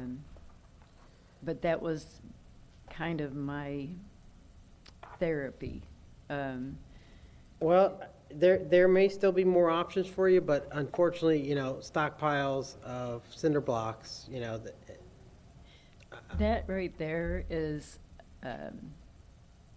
hopefully to be a trellis. There are some plants along there that are morning glory blue sky vines. To grow up that stuff, they have to grow up something, and it has to have some stable kind of a base. And so that was the project, but not finish it this weekend kind of warrior, you know. Yeah, I'm not entirely certain that you can't do something like that that's not concreted into the ground. It just, the issue is it's almost indistinguishable from just junk-like conditions sitting around in the yard. So how much from a perspective, I'm going to ask Officer Jewell here, how much from these photos to where we are today, how much still is outstanding? Well, that's the last date that I was there, Your Honor, is right there. You know, we discussed it during pre-agenda that, you know, we understand that she's trying to use it as landscaping, curbing, or whatever you want to call it, but unfortunately, the way that they're stacked, at one point in time, she told me that she was going to be using those large poles for fencing, which that's not going to be allowed. You know, it's out of, you know, it's over height and out of required setback. So she's going to use it for plants. I guess it'd have to be a little bit more stable than that. But, I mean, she's come a long way from the very beginning on both properties. Okay. Ms. Watt, I'm going to, unfortunately, we're not going to be able to craft a solution here today. So what I'm going to do is I'm going to find both properties in violation, but I'm going to give you 90 days to come into compliance, and that includes time for you to have Officer Jewell come back out and walk through possible solutions with you. After that, it would be $50 a day per property, per violation. And I am going to award the county a 2-year cease and desist order, which is basically, I do that as standard practice on any property where the issue is junk-like conditions, and I'm going to authorize the county to clean up the property if they need to. And so you know, the way I think about your case is, I decide I want to put in, I want to do all my garden plantings with rock, and I pile, you know, 2 tons of rock in the driveway that I intend to spread out, and it's going to look beautiful when it's done. It's all going to be fine, but as long as it's sitting there in the pile, the county's got to kick you in the butt to say you got to do something with it, because in the ground around plantings, it's authorized, piled up in various, you know, configurations. It doesn't work. And so hopefully there's enough time for you to move forward with something, someone to help you move stuff out, and maybe work out some kind of solution that could be an alternative that allows you to keep something there for a period of time. So, you know, talk to Officer Jewell. She may have to talk to the zoning department. You know, you may not be able to use the trellises as called a fence, but maybe there's something else that could be permitted and stuck in there that you could have the same effect on. Okay, does that make sense? Sure. Okay. All right, thank you, Mrs. Watt. All right, next case is, all right, we're going to take a 10-minute break is what we're going to do. We got a number of more cases. And we'll move on from there. All right, thank you.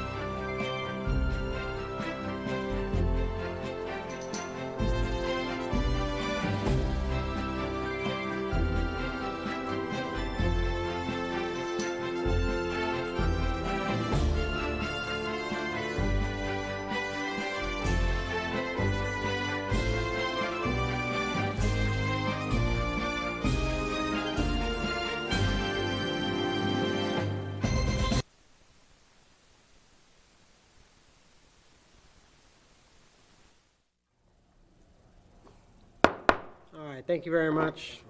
Welcome back. Some of us, we all need that little break, I hope.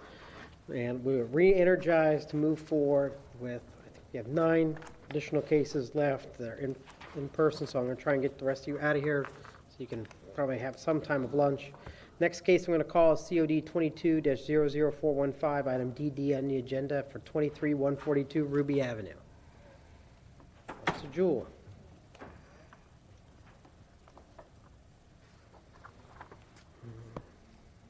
They were here. Yeah, maybe.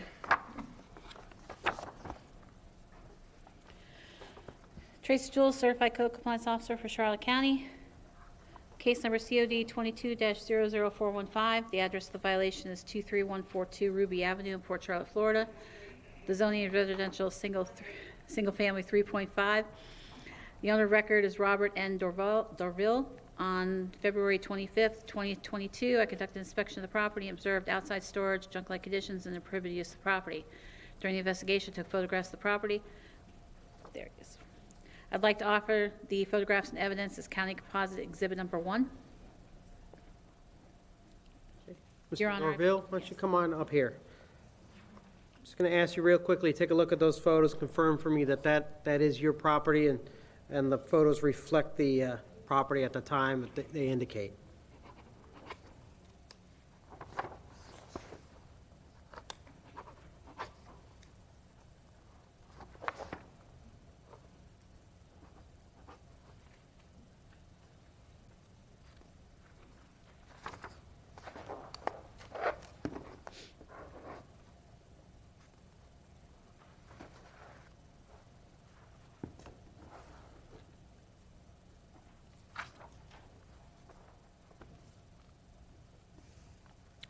Continue on while Mr. Dorville's taking a look at this.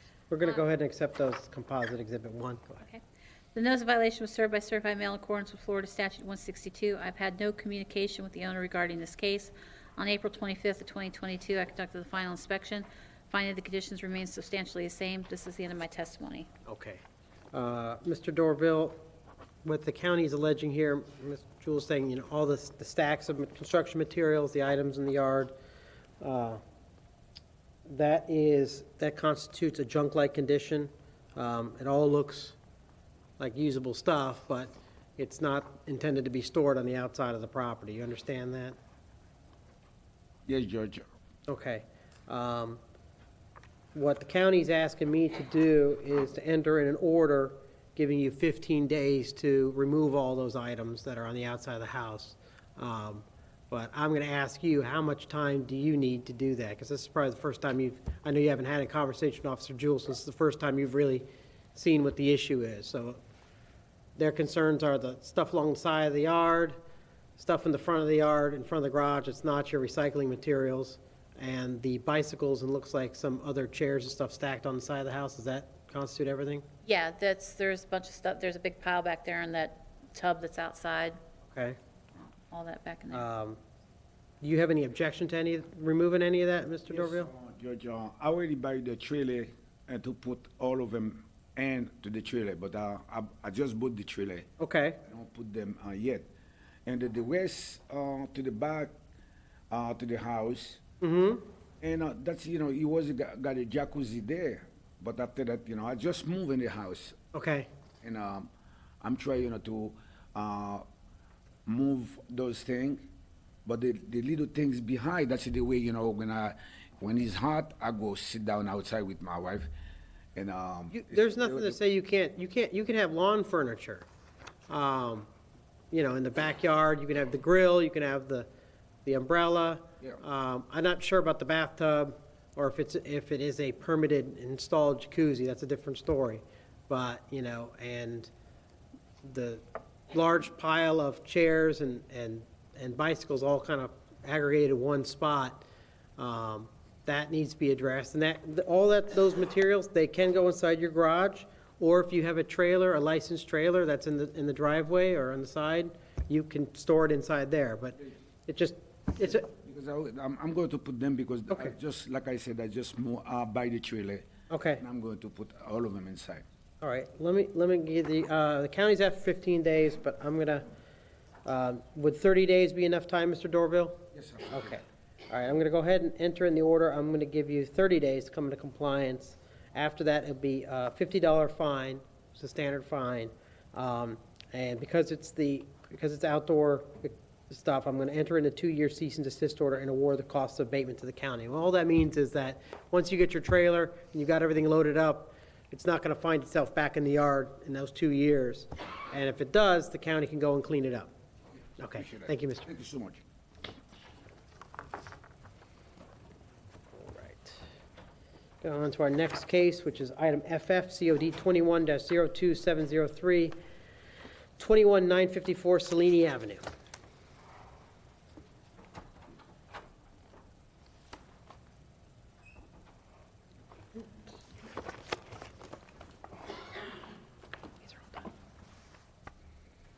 Okay, Officer Leonard.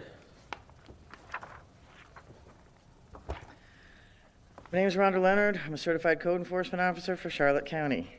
21954 Cellini Avenue is zoned RSF 3.5. The owners of record are the estate of Richard Lee Reed, Judy Reed, and Robert Lee Reed, Jr. On October 18, 2021, I conducted an inspection at the address and noted the following violations of 2 travel trailers that appear to be being used for living purposes, an inoperative trailer full of debris in the rear side yard, and quite a lot of outside storage. It was noted Richard Reed had recently passed away. The case was put on hold pending any probate case. Follow-up inspection on January 7th, 2022 found outside storage of unlicensed inoperative trailer with no tag, no wheels, wood, doors, tarps, coolers, metal, trash, blocks, a sink, a fridge, wire cages, boxes, and assorted other debris. A 5th-wheel travel trailer unlicensed and being used for living purposes. A second travel trailer with no tag also appeared to be being used for living purposes. Sheds being used for living purposes, all creating a prohibited use of the property. During the investigation, I took photographs of the property. These photos fairly and accurately represent the conditions I observed. I'd like to offer these photos into evidence as County Composite Exhibit Number 1. All right, so entered. I have had contact with the surviving owner concerning this matter. The notice of violation, notice of hearing was served in accordance with Chapter 162 Florida statutes by certified mail. Respondent was given 30 days to comply with the listed violations. On April 26th, I conducted the final inspection. Some outside storage had been removed. There was still quite a bit on the property. The 2 unlicensed travel trailers remain and continue to be used for living. The sheds still appear to be being used for living purposes. This concludes my testimony. All right, and you, sir, are Mr. Reed Jr.? Correct, okay. Do you understand everything that Officer Len, and you've obviously communicated with Officer Len, you understand all the issues that are still outstanding? Yes, ma'am. And it's okay, it's okay. And are there people in fact living inside the RVs? The first time I even found out about it, she contacted me, and there was a kid that was on the phone. Mm-hmm. I live in Lake Wells. Okay. And this was before I even knew that I had the property. Okay. We were told that there was nobody living in them. So then we found out actually there were. And I've been going through the eviction process since January. Okay. Trying to get all of them out of the house. And they still, Have you shown any of that eviction paperwork to Officer Leonard? I have seen it in the court records. He has been in constant contact with me. They're having an issue. I guess they just got the writ of possession a couple of days ago, but they're having an issue getting the occupants served. Okay. So I've been trying to do everything I can because I can't touch anything until I Yes, get them out. no, I understand. All right, well, given that, I'm not going to jump on this with both feet. So you've engaged an attorney on this? They're moving forward. They're trying to serve the property. You're trying to get everything taken care of? Yes, the judgment's been signed. The writ of possession has been, we're waiting for that, I guess the department or sheriff's department. Okay. It's got to deliver that and go through that process. So as of yesterday, they haven't done it yet. Okay. Well, I don't think that if I continue the case, it's going to change much in that time frame. So what I'd rather do is I'm going to go ahead and find the property in violation, and I'm going to make the date of compliance 60 days out. So assuming they can get served and you have possession, you'll be able to take action very quickly to get this resolved. If that does not occur, contact Officer Leonard. We can maybe consider doing something else, but I'd want to see some evidence that an affidavit, something to the effect that service hasn't been able to be perfected, because I don't know, and I'm sure you don't know, this is your father's piece of property. I don't know if there was actually a valid lease, or we've seen a lot of people just camping out on people's property, so I don't necessarily want to punish you as the new property owner trying to clear all this up, but I'm going to go ahead and give it 60 days, and then I'm going to fine of $50 per day for continuing violation. I'm going to enter a 2-year cease and desist order and award abatement costs to the county if necessary. That, you understand all that? Is there a chance that I can get a little more time extended on that? I've got, at the end of this month, my wife's got health issues. Okay. And I've got to take her up north. Okay. And I'm just wanted to know if I can get at least 90 days or 120 days, because I live in Lake Will, so it's 2 hours drive. Okay, we'll make it 90 days. Okay, thank you. All right. Thank you, Mr. Reed. Thank you. All right, next case, item GG, COD 21-02839, 21467 Glendale Avenue. Good morning, miss. Are you Mrs. Harris? I'm Samantha Otten. Okay. Oh, Otten? Okay. All right, Ms. Otten, hold on just one second. Officer Leonard, go ahead. My name is Rhonda Leonard. I'm a certified code enforcement officer for Charlotte County. 21467 Glendale Avenue is zoned RSF 3.5. The owners of record are Samantha Sue Otten, Shiley Harris, and Sydney Sue Harris. On November 9th, 2021, I conducted an inspection and reviewed the permitting database and noted the following violation of a metal roof installed without a permit. During the investigation, I took photographs of the property. These photos fairly and accurately represent the conditions I observed. I'd like to offer these photographs into evidence as County Composite Exhibit Number 1. All right, so entered. I have had contact with the owner concerning this matter. Notice of violation, notice of hearing was served in accordance with Chapter 162 of the Florida statutes by certified mail. The respondent was given 30 days to comply with the listed violations. On April 29th, a review of permitting found a roof permit has not been applied for. This concludes my testimony. Well, I knew it had to be a permit issue because the pictures look beautiful, so. Ms. Otten, you understand what the issue is here? Yes. Okay, and this was done through a contractor who decided they didn't want to file a permit? Correct. Well, me and my dad did it. Okay. But my uncle's a contractor. He helped us. But he's not licensed in Florida. Uh-huh. So we have yet to, I've been trying to contact engineers and roofing companies to help me, but none of them have responded. So I'm not sure what to do next. I'm assuming that an owner-builder can't do a roof, or there's just too much work to it. I mean, I think if your uncle can recall and give the details on how it's installed, you can, as the owner, and are you living in the property? Yes. Okay, then as an owner-builder, you can pull a permit. I mean, you can pull a permit to build a house yourself, so. Okay. You may not need an engineered plan, but you do need, for their purposes, they need to know how it was constructed, what materials were used to construct, and make sure it's all compliant with the Florida Building Code. Right. And they need the estimated value of the improvements to determine if that triggers anything else with respect to the house, given its age. Okay. So, what I'm gonna do, Ms. Otten, is I think the property is in violation. I'm gonna give you 60 days to pull a permit. So, contact your uncle, you and your father, work with him, fill out the owner-builder permit, get as much information as you can to go through that process. You probably will go through at least one round of rejections, because you'll need more additional information, but. Okay, so owner-builder permit. Owner-builder permit for a roof, yes. Okay, thank you. All right, thank you. After that, it'll be a $50 per day violation. All right, next case, COD 22-0018. That's item II on the agenda. It's property at 22075 Felton Avenue. Felton Avenue. Good morning. Are you Mr. and Mrs. Keeban? All right. Go ahead, Officer Leonard. My name is Rhonda Leonard. I'm a certified code enforcement officer for Charlotte County. 22075 Felton Avenue is zoned RSF 3.5. The owners of record are Brandon Keevan and Brandy Keevan. On January 5th, I conducted an inspection at the address and noted the following violations of outside storage of aluminum, buckets, and assorted other debris, a dumpster, and a fifth-wheel commercial trailer. A second inspection on January 14th found the carport full of debris, a second dumpster, and 2 dumpster-type trailers on the property. The right-of-way damaged with the culvert pipe showing. Multiple inspections were done during February, finding little to no change in conditions. Follow-up inspection on March 10th found conditions substantially the same, and a fifth-wheel travel trailer hooked to utilities, side bump outs extended, giving the appearance of being used for living purposes. During the investigation, I took photographs of the property. The photos fairly and accurately represent the conditions I observed. I've also included several photos from previous cases and would like to offer these photographs into evidence as County Composite Exhibit Number 1. Were these previous cases from with the same owners? Yes. Okay. Sorry, I'm looking through the permit. Without an objection, I'll accept the County's Composite Exhibit Number 1.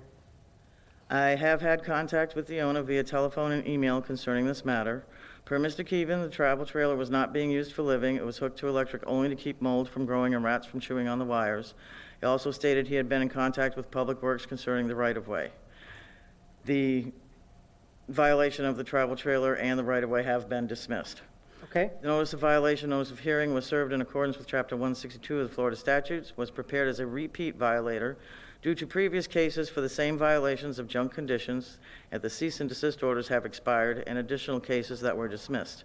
The respondent was given 30 days to comply with the listed violations. On April 29th, I conducted the final inspection, and again, the right-of-way has been repaired. We have also dismissed the RV for living charge. I could not verify if debris remains in the yard or carport, but I am seeking a cease and desist order due to the multiple previous cases. This concludes my testimony. Okay.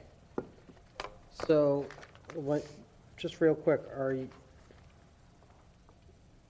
what is still outstanding? Do you think there may be issues in the carport? Or, I did not have access to view if there were still junk conditions, but this has gone on for many, many years, even prior to this Mr. Keevan taking ownership of the property from his father. I'm assuming that's who it was. We've had several cease and desist orders on this property for junk conditions. Okay. But so it's unclear as to whether or not there's a current condition of junk-like conditions. Yes, I could not verify whether it's still in the yard or not. But, so that's just that. We're just looking to get the cease and desist order. Okay, that's all I want to confirm. Mr. Keevan, so the county, you've done, it looks like you've done quite a bit to resolve all the issues out there. The only issue the county's asking me for is to say that the junk-like conditions, essentially materials, building materials, junk in the yard, won't come back over a 5-year period. You disagree? Okay. Well, why don't you give me your take on it? For one, Can you speak closer to the mic? It's just hard for me here. I'm sorry. For one, there is a fence. So invasion of my privacy behind my fence is an invasion of my privacy if you guys come on my property beyond my fence line. Okay. In order of, I'm supposed to let my wife talk because I'm not happy.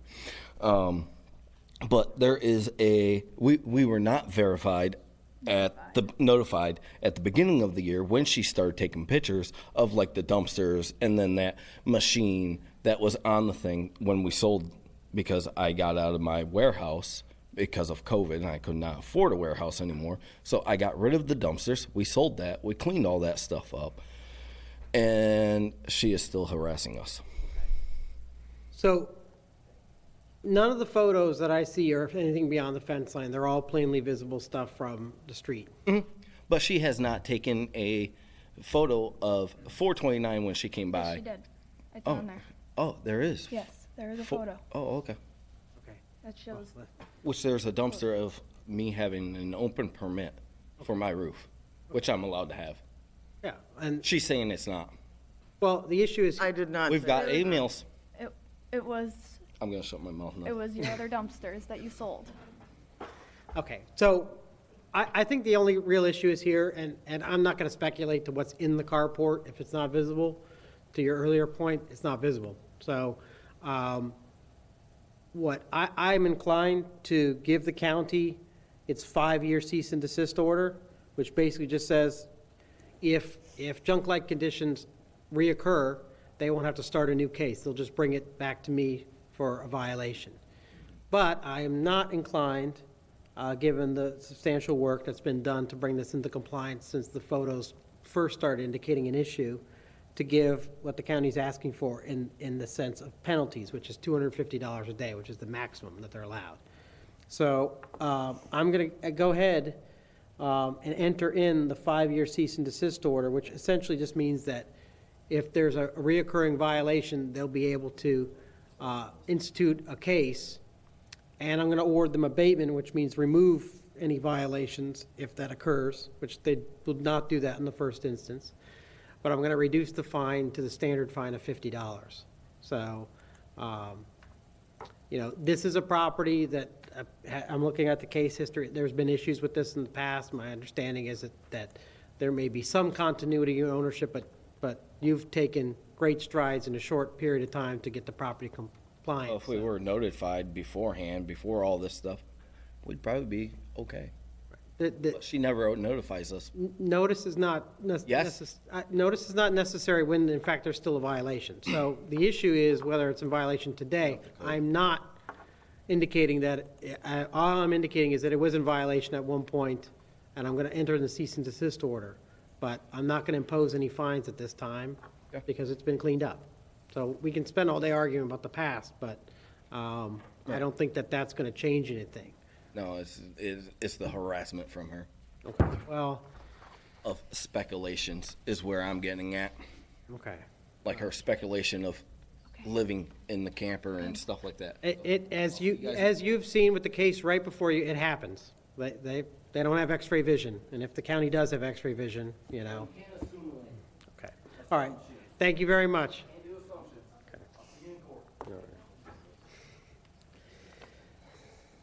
All right, we're gonna move on to the next case.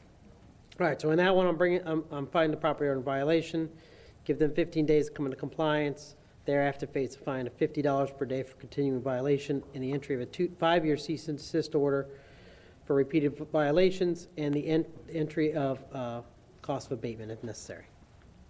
Thank you. All right, next case. Item MM on the agenda, COD 22-0025245, CSMA Fort FT LLC at 22363. That case was continued. Continued. You know what? I wrote it down and everything. Well, I don't want to punish them while they're gone. My error. So we're going to move on to the next case. Item NN COD 22-00336, 21439 Mallory Avenue, Port Charlotte.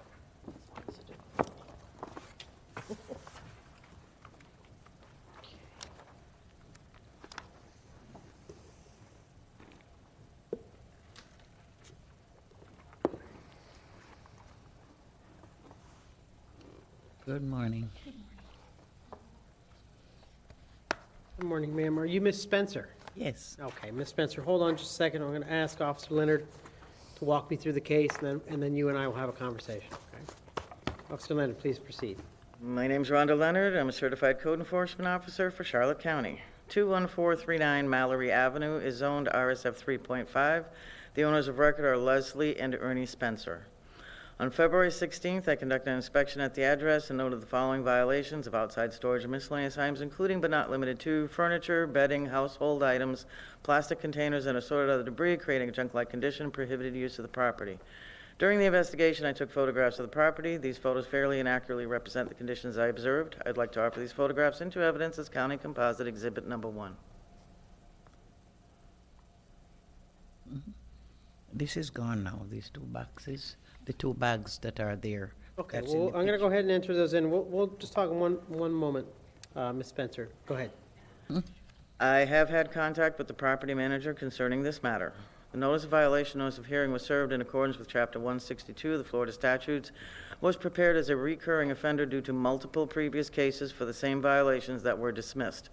The respondent was given 30 days to comply with the listed violations. On April 26th, I conducted a final inspection finding most of the outside storage was removed, but the case was still going forward to obtain a cease and desist order. This concludes my testimony. So Officer Leonard, you did not speak with Ms. Spencer, you spoke with the property manager? Yes. And so the outside storage is all cleaned up now? Yes. Yes. Yes. All right, so Ms. Spencer, what the county's asking me for is similar to the last case, and you're free to accuse Officer Leonard and yell and scream too. But the county's only asked me, because this issue has come up in the past on this property, what they're asking for is they're asking for the ability to bring cases for violations straight to me, because of the repeat nature of this, having to start cases and getting cleaned up, and property gets cleaned up, and then a year later it starts over again. I understand that's difficult when you have renters in there, but you're responsible for keeping the renters under control. So do you understand what the county's asking for? Do you have any objection to it? I don't understand quite all of it. So what is going to happen is they're asking me to enter in a 2-year cease and desist order on the property, which means for the next 2 years, if the next set of renters decide that they want to live outdoors or leave their materials outside, that the county can immediately institute a case and then bring it to me and say, this property is in violation, it's already been in violation previously, and we want to institute a fine. Yes. Or we want to clean up the property. You understand that? And that's part of the risk of being a landlord, is that these kind of issues come up from time to time. See, what happened, if I may say, the person who lives in the house, she have a niece that is kind of mentally challenged. She is the one who brought all those things and come there. Yeah. And she comes all the time, and the last time they arrested her, so I don't know where she is right now, but the place is clean right now.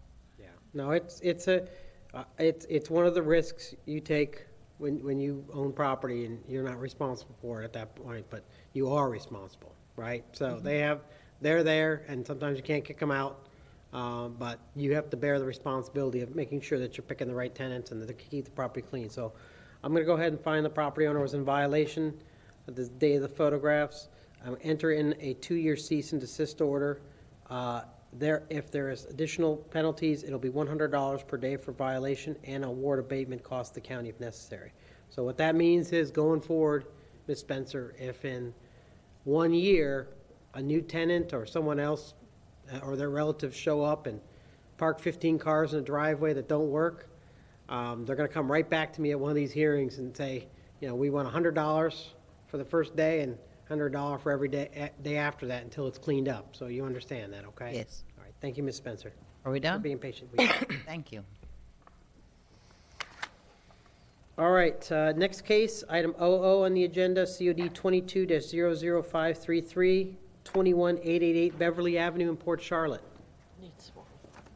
Okay, I don't see the respondent here. Oh, there she is. Sorry. All right. Are you Mrs. White? Okay, and Ms. White, I think you came a little bit late, so we're going to swear you in real quick. Is that all right? Do you solemnly swear to tell the testimony that you're about to give is the truth, the whole truth, and nothing but the truth? If so, please answer, I do. I do. All right, thank you, Ms. White. Okay, just one moment, we'll get you out of here. Officer Leonard. My name is Rhonda Leonard. I'm a certified code enforcement officer for Charlotte County. 21888 Beverly Avenue is zoned RSF 3.5. The owner of record is Tricia White. On March 9th, I conducted an inspection at the address and noted the following violations of outside storage and miscellaneous items, including but not limited to a door, coolers, TV, and assorted other debris, creating junk-like condition and prohibited use of the property. Follow-up inspection on March 22nd found the outside storage remained and noted a wire metal post fence installed without a permit. During the investigation, I took photographs of the property. These photos fairly and accurately represent the conditions I observed. I'd like to offer these photographs into evidence as County Composite Exhibit Number 1. Okay, why don't you keep going, Officer Leonard, while she's looking over those. I have had no contact with the owner concerning this matter. Notice of violation, notice of hearing was served in accordance with Chapter 162 of the Florida statutes by certified mail. Respondent was given 30 days to comply with the listed violations. On May 2nd, a review of permitting found a fence permit has not been applied for, and a site inspection found little to no change in conditions. Concludes my testimony. All right, well, we're going to go ahead and enter in the photos, County's Composite Exhibit Number 1. Let me just look through those real quick. Your Honor, I also have new pictures from today as well. Okay, well, so Miss, I don't know what, who to give them to or how to get them to you or anything. are they on your phone? Well, here's what we're gonna do, Miss White. And if I have the photos, I actually kind of need to keep them, so I don't want to keep your phone. Yeah. But I will accept your testimony that the property's been cleaned up. Okay, so. Yeah, there's still stuff that I'm waiting like till Thursday to put out by, for trash. Okay. I still have some stuff that needs to go out to the trash. But other than that, yeah, it's all cleaned up and put away. The fence thing, this is my first house. I've never owned a house. Like, my mom died and I just like paid cash for this house. Okay. So I don't know even what I'm doing. So These people spend their whole day and their whole lives dealing with this issue. We don't expect you to do. And I was in jail for a while, so I had people end up like squatters pretty much come in. Like, that was kind of the gist of that. They came in and just like destroyed my house. So I've only been back from out of jail, and I had moved to Tampa for a while. Okay. So I've only been back for like a short time. So I've been trying to get everything. Okay, so is the fence, it looks like just kind of like a chicken wire fence. Yeah, Is that something you're keeping, or is that gonna go away? I mean, we would like to. I mean, it's not like it's nice. It's not. I mean, at least as far as and we have like the whole like the gate thing and everything. I mean. Okay, so here's what we should do, Miss White. I'm gonna give you some time to finish cleaning up the rest of the property. With respect to the fence, you have a choice. I don't know that this fence could be permitted the way it is, and I'm not going to ask the county to give me an opinion on that just from taking a look at the pictures. But you can either remove the fence or you can get a fence permit yourself and put it in, okay? And they will tell you at that point whether or not you can have a fence like that, or you need to have the standard 6 or 8 foot chain link fence, which you probably don't want to put in yourself. I'm going to give you 30 days to do that, Mrs. White. So it sounds like you'll get it cleaned up well before then.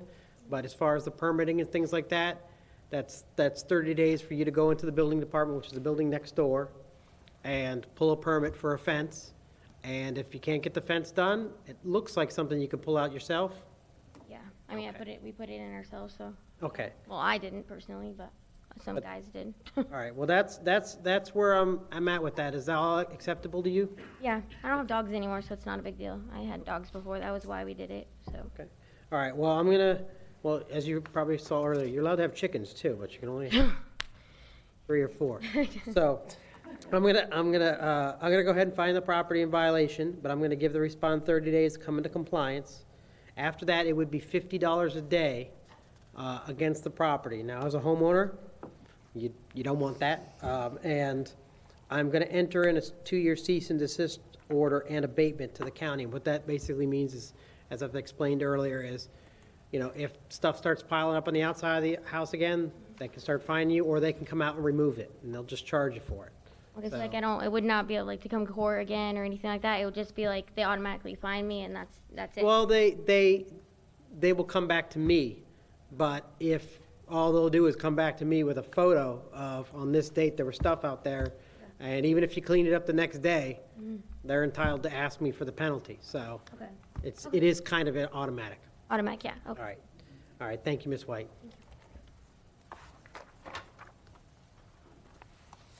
All right. Next case is COD, or is item PP COD 21-01748, 12085 Orson Street in Punta Gorda.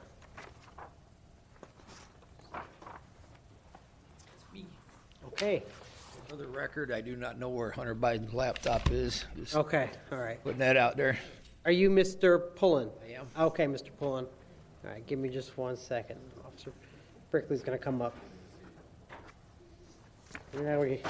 Sometimes we need to entertain ourselves in these long days like this. We're all getting hungry, I'm sure, too. So.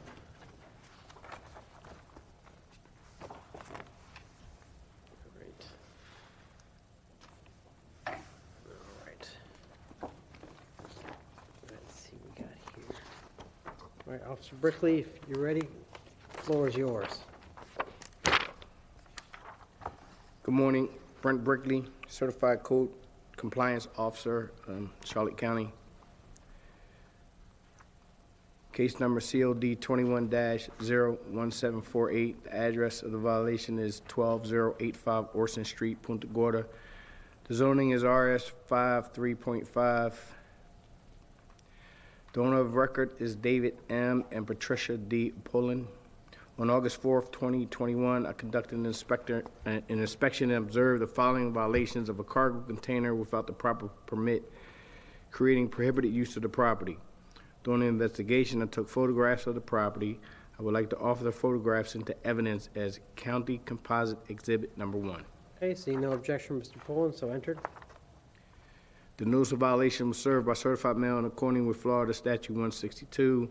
I have had communication with the owner regarding this case. On April 25th, 2022, I conducted the final inspection, finding the violations still substantially the same. This is the end of my testimony. Okay. You've been very patient, Mr. Pullen, sitting here today, so you've seen that this is, the cargo container issue is something we've been dealing with a lot these days. Are you planning on getting that permitted, or are you just using it temporarily to move stuff in? I called the county commissioner's office in Morgan. Okay. She told me that if it's been there for 15 years or more, then it should be grandfathered in, but I don't know. Yeah, unfortunately, she's got the incorrect issue. The issue with respect to the cargo containers is not solely an issue with respect to our zoning and whether or not it's allowed or not. Cargo containers can be allowed in many districts, but they also have to meet the Florida Building Code, because the issue is more of how they can become a projectile during a storm and issues like that. So if that's something you intend to keep, I don't know if you've got the space and all the setback issues, but that may be something you can keep there. But as you've seen earlier today, they generally have to be on a slab, and we treat them like a shed. So we treat it like the shed that you have next door. It just gets permitted in place. Mr. Cullen, you have something additional to add? Yes, Sean Cullen, playing zoning official. The only way that it would be able to be permitted is if it was fully hardy boarded or stuccoed, pitched roof added on, and fully engineered to meet Florida building codes. We're in a RS. This is RSF 3.5, yes. So it would have to be engineered to be a shed so that you could not tell, because under the code, storage containers are prohibited. So just because something's been there for a while doesn't mean that it's not a violation. Okay. Is it full of stuff? Pardon me? Is it full of stuff? Oh, sure. Yeah. All right. So you have a choice. I mean, you have basically 3 ways of moving forward with this, which is 1, you can remove it, put the stuff inside the existing garage. 2, you can try and permit it in place, as Mr. Cullen indicated, because of the zoning district you're in. To keep it, you would have to make it look more like one of the surrounding structures, so a roof on it, some stucco, make it look nice. Or 3, you can take it to court and push the grandfathered issue. I don't know that there's anything in the code that would allow me to pass judgment on that today. So with that, assuming you were going to take either option 1 or option 2, would you need additional time to get all that? What I want to do right now is check and make sure I do have the setback, because if I don't, then there's really no sense in going forward with a permit. Okay, well, you might be able to relocate it somewhere else as well. I don't know, what's the size of this property? Is this? I own like 6 lots right there. So you probably will, you might be able to find a way to make that happen. Yeah. So. Yeah, my only issue is going to be a setback. Okay. Let me, I'm going to give you some additional time on this one, and the county's asking for 15 days. Can't move a cargo container in 15 days. What are you guys with these things? I just want to be hard just so that you stop me from giving more time. I know how they operate. Right. I'm going to give you 90 days, Mr. Pullen. Okay. Okay, because even if you get the setback issue confirmed, which is you're going to need to set up a meeting with the county, you're going to have to either. Well, I've already had survey when I put that blue building up, and actually I'm under permit right now for that. Okay. So you can work off the survey to figure out where it is. Okay. Right. It's already in the survey. Okay. All right. Well, let me. I'm going to go ahead and go with that. I'm going to give you 90 days. Thereafter, it'd be $50 a day for continuing violation. As with the others, I'm going to enter a 2-year cease and desist order and award abatement cost to the county if necessary, which means they can go out and take it themselves. Gotcha. Never seen them do it yet. Right. But that's additional cost you don't want to have. And let's see what happens. Okay. All right. Thank you, Mr. Pullen. Appreciate it. All right. Next case, item QQ, COD 21-02670, 27213 Las Lomas Drive, Punta Gorda. Officer Brickley, go ahead. Ron Brickley, Certified Code Compliance Officer, Charlotte County. Case number COD 21-02670. The address of the violation is 27213 Las Lomas Drive, Punta Gorda. The zoning is RSF 3.5. The owner of record is Bruce O'Grady. On October 13th, 2021, I conducted an inspection and observed the following violations of a camper being used for living purposes and outside storage of vehicles, wood, and other various debris, creating a junk-like condition and prohibited use of the property.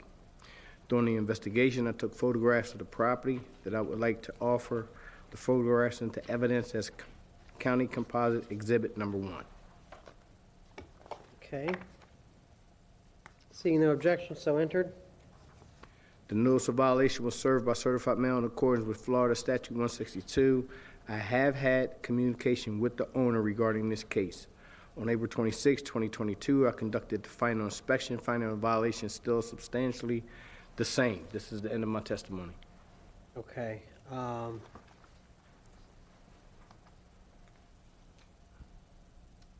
Mr. O'Grady, you understand what's going on? You've had communications with Officer Brickley? One. Okay. And what is your response to the county's allegations?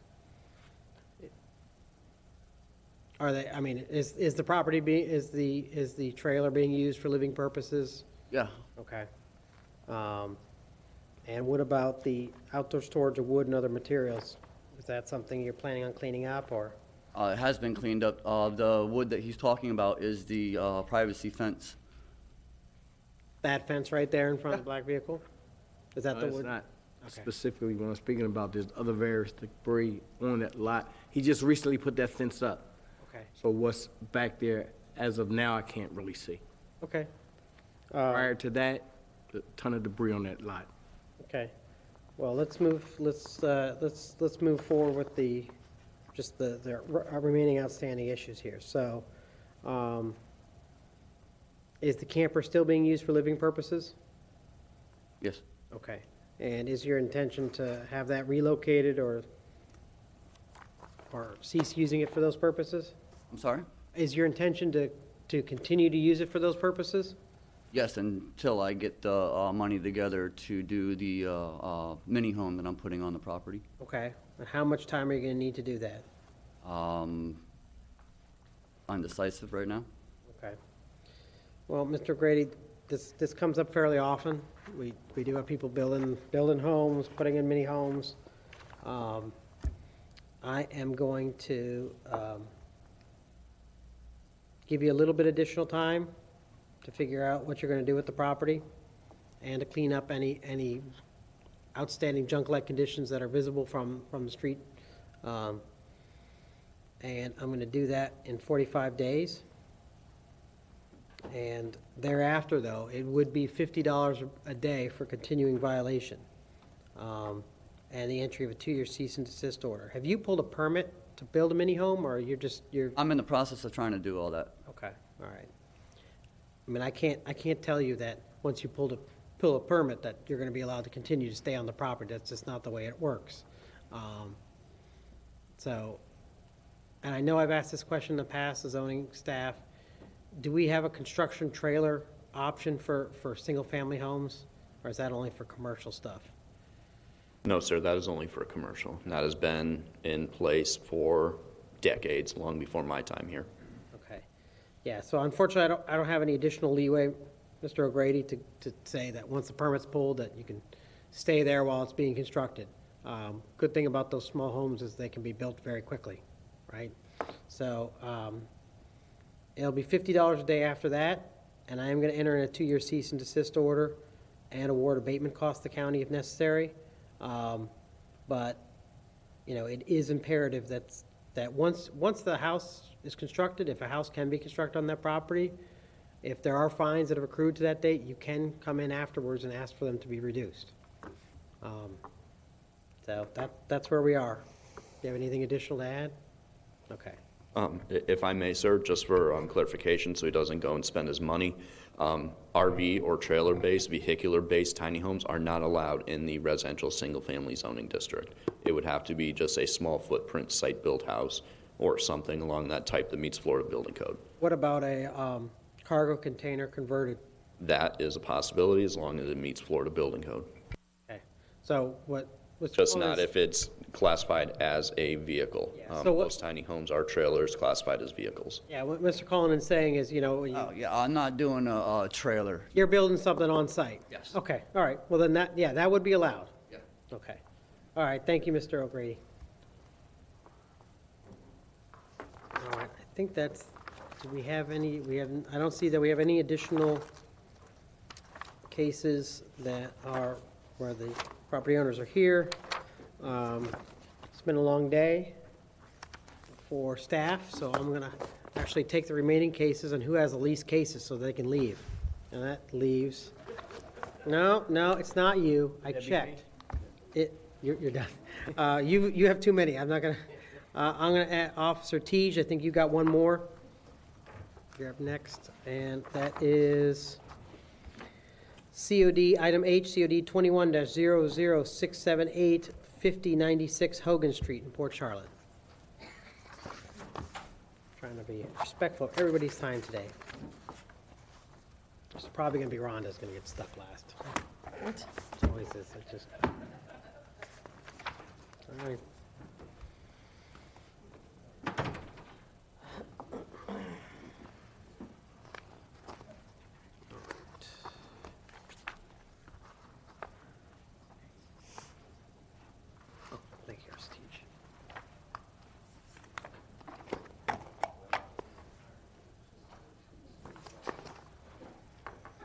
It was just a permit.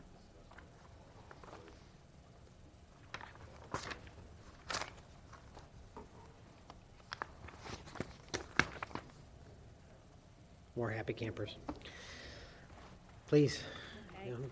Savannah Teach, Certified Code Compliance Officer for Charlotte County. Case number 21-00678. Address of violation is 5095 Hogan Street.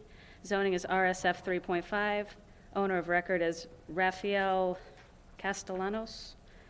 On March 4th, 2021, Officer Chekalinsky conducted an inspection and observed the following violations.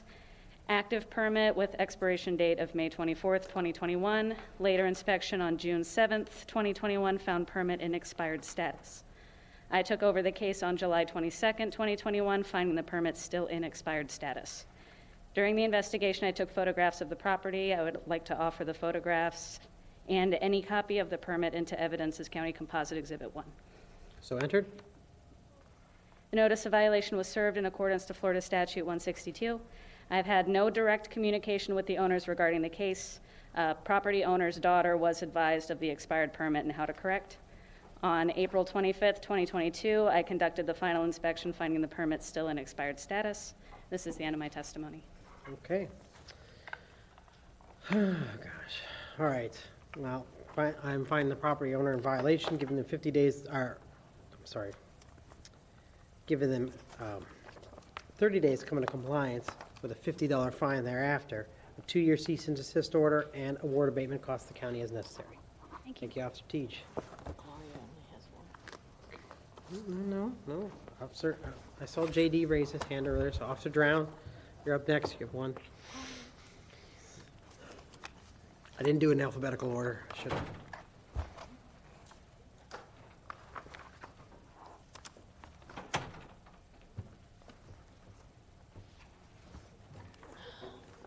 Okay. John Drown, Certified Code Compliance Officer, Charlotte County. COD 21-02044. The address of the violation is 1490 Janet Place. The zoning is residential single family. The owner of record is Deborah K. Huff. On July 2nd, 2021, I conducted an inspection and observed the following expired permit for air conditioning work. Permit number 2014-0710-188. During the investigation, I took photographs of the property. I would like to enter the photographs and permit history into evidence in Charlotte County Composite Exhibit 1. So entered. Yeah, photos. Thank you. The notice of violation was served by certified mail in accordance with Florida Statute 162.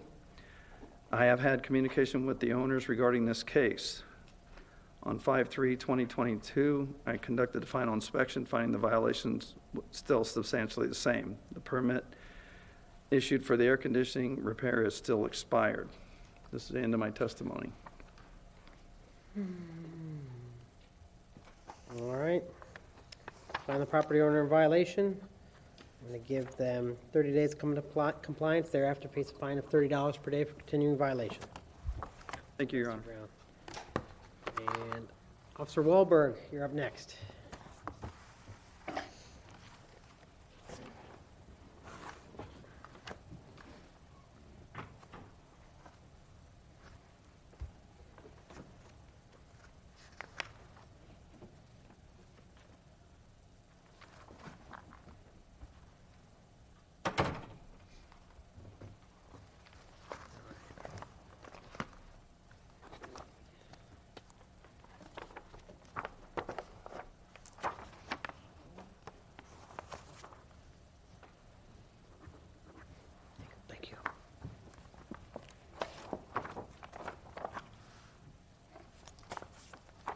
My name is Gloria Wahlberg, Certified Code Compliance Officer, Environmental of Charlotte County.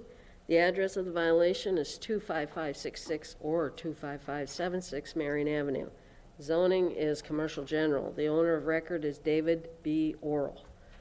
On January 24th, 2022, I conducted an inspection and observed the following violations of clearing and tree removal without a permit, cargo container, motorhome, and piles of tree debris on the property, creating junk-like conditions. During the investigation, I took photographs of the property. I would like to offer the photographs into evidence as County Composite Exhibit Number 1. Okay, so entered. Notice of violation was served by certified mail in accordance with Florida Statute 162. I've had no communication with the owner regarding this case. On April 21st, 2022, I conducted a final inspection, finding violations still substantially the same. That's the end of my testimony. Okay, well, I'm going to find the property owner in violation, give them 30 days to come into compliance. Thereafter, face a fine of $50 per day. Thank you very much. Officer Moore, you're up.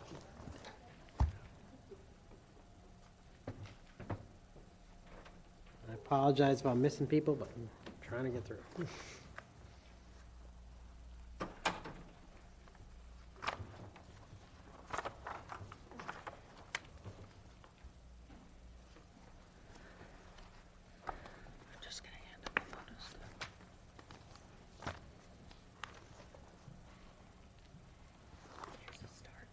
All right, thank you. Oh, gosh.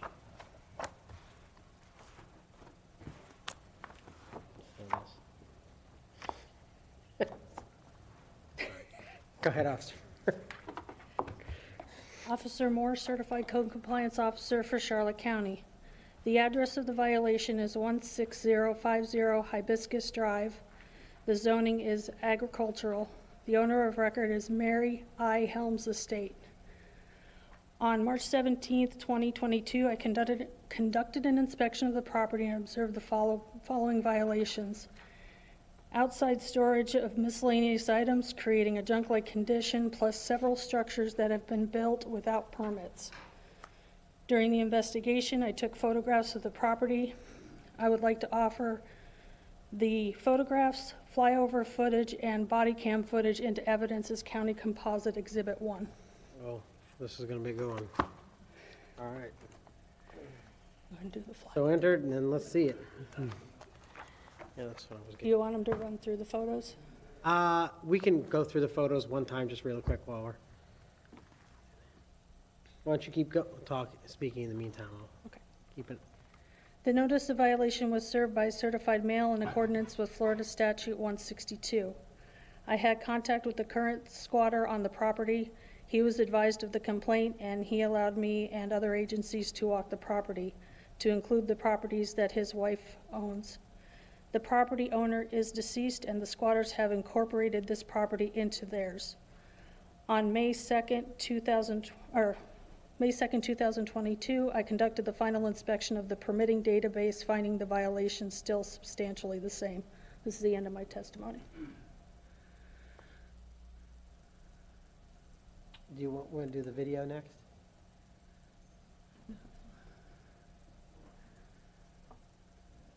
I don't know if it's necessary, but I can't help it. George X-ray Z112GX White Pontiac form. 71 Alpha, Someone Alpha, Roger, continue downwind. 71 Alpha, downwind. 442 Papa Alpha, runway 15 cleared for takeoff, wind 150 at 6, delay is approved. Clear for takeoff, runway 15, delay approved, 442 So this is all behind the fence? Yes. In the squatters, is there more than one individual living there? I mean, it looks like a small. Yes, there is. Okay.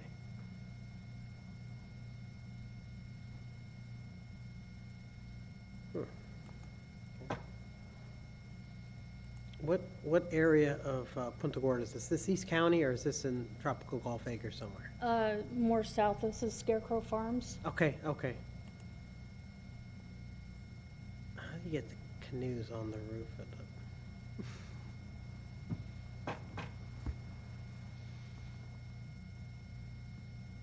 I don't need to see the body cam footage. This is. Tower 71 Alpha, turn your base cleared to land, runway 15, wind 1507. The body cam footage is a little 71 Alpha, clear to land. more current. It's more current. Yeah. Okay. Well. If you want to. Yeah. Let's do that. That's cheery. Okay. Do that first one. Probably the better one. Let's call for Curtis. Curtis? Hey, good morning. Can you come over to the gate? The sheriff's office. Just wanted to talk for a minute. Thank you. The one making contact is Lieutenant Trinello. He's with illegal dumping. Okay.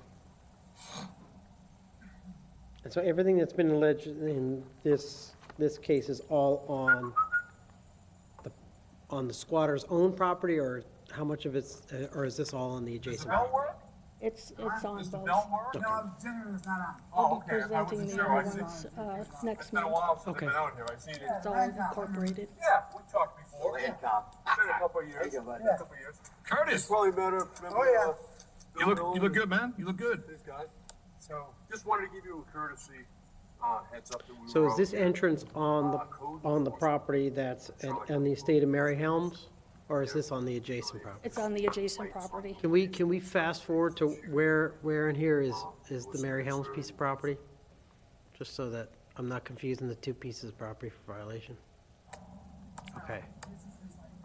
So this is what they've added to their neighbor's property, essentially. So Correct. the case today, okay. Yes. I'm not sure either. And have you've had any contact with the estate?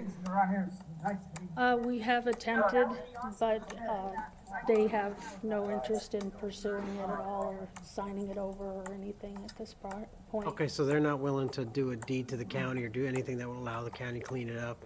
Not at this point, no. Okay. All right, I've seen enough, thank you. And the current tenants did apply for adverse possession, but that's for 7 years out now because it was, or 6 years out because they applied for it in '21. Yeah, okay, well, that's exciting. Someone got a hold of a law book. Okay. All right, well, I'm going to find the property owner, in this case, the estate of Mary Helms, to be in violation, give them 30 days to come into compliance, thereafter face a fine of $50 per day for continuing violation, the entry of a 2-year cease and desist order, and award abatement to the county as necessary. Thank you very much. Okay. Now, I've done a preliminary count. I want to make sure I get it right. I believe that I'm going to do this by alphabet. Officer Jewell, you are next with 2. Is anyone with 1 case left? No? No? Okay.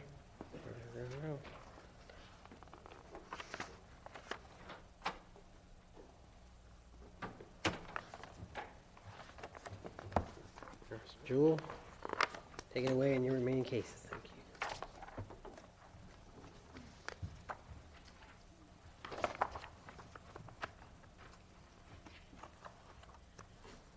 Tracy Jewell, Certified Code Compliance Officer for Charlotte County, code case COD-22-00186. The address of the violation is 1227 Sultana Street in Port Charlotte, Florida. The zoning is residential, single-family 3.5. The owner record is Ronald Dean Perkins. On January 28th, 2022, I conducted an inspection of the property and observed no address numbers affixed to structure and outside storage, junk-like conditions, and prohibited use of the property. During the investigation, I took photographs of the property. I'd like to offer the photographs and evidence as County Composite Exhibit Number 1. So entered. The notice of violation was served by certified mail in accordance with Florida Statute 162. I've had no communication with the owner regarding this case. On April 25th of 2022, I conducted the final inspection, finding the address numbers have been affixed to the structure, and those sections are now dismissed. The other violations remain substantially the same. This is the end of my testimony. Okay. All right, I'm going to find the property owner in violation. Give them 15 days to come into compliance. Thereafter, face a fine of $50 per day for continuing violation. Entry of a 2-year cease and desist order and award a cost abatement to the county. Thank you very much. And your next case, item CC, COD 22-00388, 2272 Beacon Drive in Port Charlotte. Yes. Tracy Jewell, Certified Code Compliance Officer for Charlotte County. Case number COD-22-00388. The address of the violation is 2272 Beacon Drive in Port Charlotte, Florida. The zoning is residential single-family 3.5. The owner record is Brian I. Collette and Gina R. Collette. On February 23rd of 2022, I conducted an inspection of the property and observed violations of the International Property Maintenance Code, outside storage of junk-like conditions, and prohibited use of the property. This case will be taken as a repeat violator due to previous code case COD-19-01624 that was heard before the special magistrate, and a 2-year cease and desist order was imposed. The cease and desist order expired on July 7th of 2021. The violations were for outside storage, junk-like conditions, and prohibited uses. During the investigation, I took photographs of the property. I'd like to offer the photographs and evidence as County Composite Exhibit Number 1. So entered. The notice of violation was served by certified mail in accordance with Florida Statute 162. I have had communication with the owner regarding this case. On April 25th of 2022, I conducted the final inspection, finding the IPMC violations have cleared and have been dismissed, along with the shutters. I believe there was a shutters code in that, Your Honor. And some of the outside storage still remains substantially the same. At this time, it is requested a cease and desist order be imposed for the repeat violations. This is the end of my testimony. Okay, well, and you said some of the outsourced storage is still there, so I'm going to go ahead and find the property owner in violation. Give them 15 days to come into compliance. Thereafter, face a penalty of $100 per day for continuing violation. The entry of a 5-year cease and desist order, and award abatement costs the county as necessary. Thank you, Your Honor. Thank you. All right, let's see. Now we're going to go to Officer Randolph.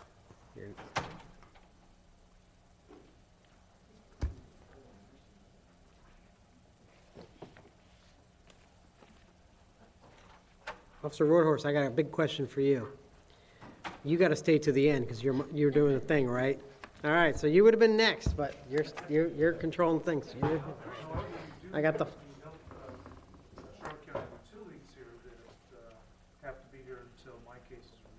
Oh, very. Okay, all right. Well, all right. They've changed up the order again. Then I'm going to go ahead and Officer Randolph finish though. Sorry about that, Miss Judy. Thank you. Scott Randolph, Certified Code Compliance Officer, Charlotte County. COD 21-01891. The address of the violation, 17550 O'Hara Drive, Zoning's RSF 3.5. The owner of record, Mark D. Gonzalez Maria Soto. On February 28, 2022, I conducted an inspection and observed the following violations. A floating dock installed without a permit. During the investigation, I took photographs of the property. I would like to offer the photographs into evidence as County Composite Exhibit 1. So entered. Notice violation was served by certified mail in accordance with Florida Statute 162. I have had communication with the owner regarding this case. On May 3rd, 2022, I conducted a final inspection, finding the violation still substantially the same. This is into my testimony. Okay, so they just need a permit for this, because this is within the exception of state rules, so.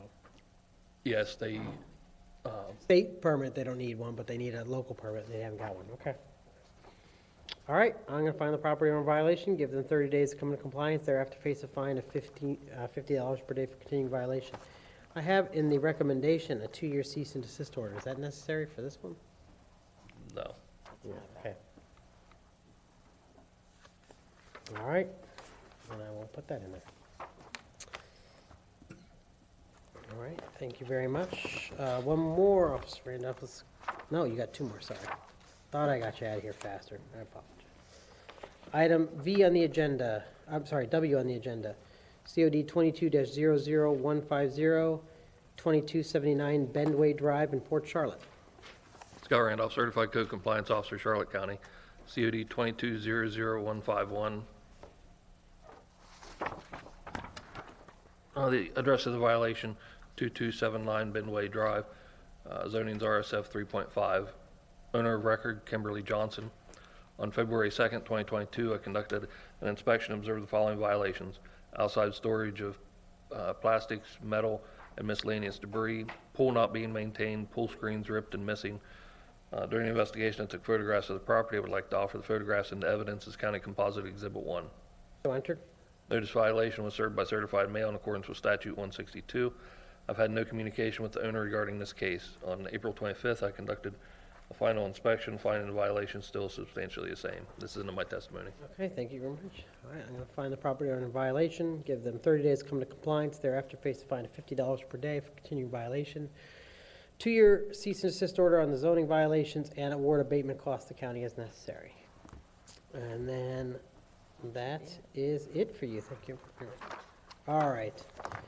Upon Gary Roadhouse's appeal, we're gonna work through the utility cases for Miss Judy so she can get out of here. Call next case is item B on the agenda, utility case 22-00001, 1H3 Property, Florida LP, 97 Champion Street, Port Charlotte.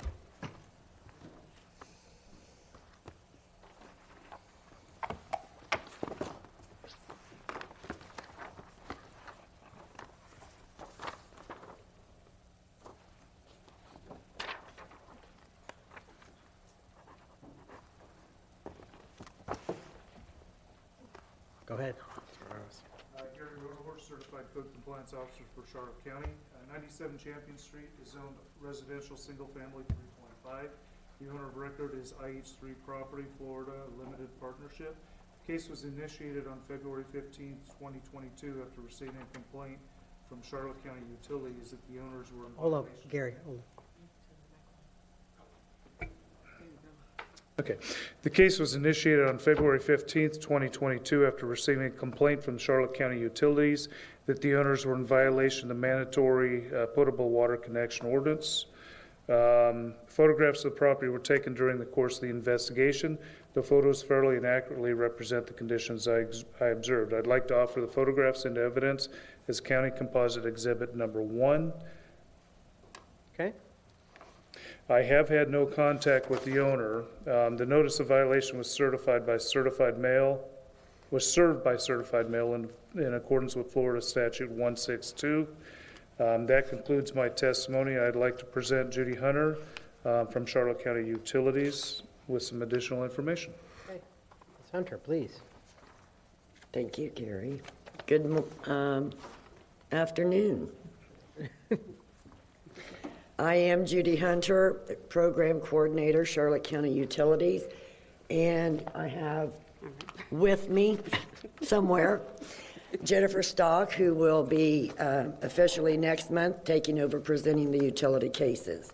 Okay, Ms. Stock. At 97 Champion, we have IH3 Property as the property owner who purchased in November of 2013. This is an investment property and is used as a rental. They've owned the property since 2013. The water line's been available since 2015. And we have notified them by letter on July 25th, 2019 and January 25th of 2020. I did receive a call in June of 20 who thought that the mandatory connection was for water and sewer. She was informed that it was just for water. There was also a gentleman that called us asking about the penalties that they received on the monthly bill because they haven't connected. And at this, to date, we've not had any more conversation and they haven't attempted to connect. Okay, all right, well, I'm going to find them in violation. Give them 30 days to come into compliance and pay any fees for CCU. Thereafter, face a fine of $100 per day for continuing violation. All right, don't go anywhere. We'll go to the next case is item D, utility case 22-0003, 1418 Harbor Boulevard in Port Charlotte. Gary Rotahorse, Certified Code Compliance Officer for Charlotte County. 1418 Harbor Boulevard is zoned residential, single family 3.5. The owner of record is Deborah Reese. The case was initiated on February 15, 2022 after receiving a complaint from Charlotte County Utilities that the owners were in violation of the mandatory low pressure system connection ordinance. Photographs of the property were taken during the course of the investigation. The photos fairly and accurately represent the conditions I observed. I'd like to offer the photographs into evidence as County Composite Exhibit number 1. I've had limited contact with the owner, and that is via email. Oh, wait a minute, let me make sure. You said Ms. Reese. Are we on the right case here? Right. Oh, I'm sorry. That is an error on my part. Yeah, I'm paying attention. I know. That is a typing. Yes, the owner's name is Charlotte Patty. I've had limited contact with the owner. The notice of violation was served via certified mail in accordance with Florida Statute 162. That concludes my testimony. I'd like to present Judy Hunter and Jennifer Stock from Charlotte County Utilities. Stock ready to take up the mantle? No. Yeah. Next month. Next month. All right. All right. All right, Okay, Judy Hunter, Program Coordinator, Charlotte County Utilities. Miss Patty purchased the property on August the 3rd of 2015. The low pressure sewer line was available for service on December 17th of 2018. She was sent 2 certified letters, February 7th of 2019 and February 25th of 2020.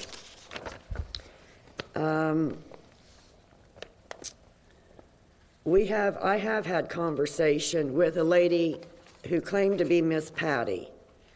Okay. She questioned the mandatory connection because of her septic tank being in the side yard. Told her that did not matter, that she needed to come into compliance. And the week of September 14th of 2021, the property owner, Miss Patty, called the office 3 times saying the same thing, which it was that she doesn't plan on connecting, she has no money, and she has decided to give the home to her grandson, letting him deal with it, and for us to proceed to code enforcement. So here we are. All right. We're going to go ahead and find Ms. Patty in violation and give her 30 days to come into compliance. And thereafter, be fined $50 per day for continuing violation. And next but not least, item E, UTL 22-0007, 2351 Midway Boulevard in Port Charlotte.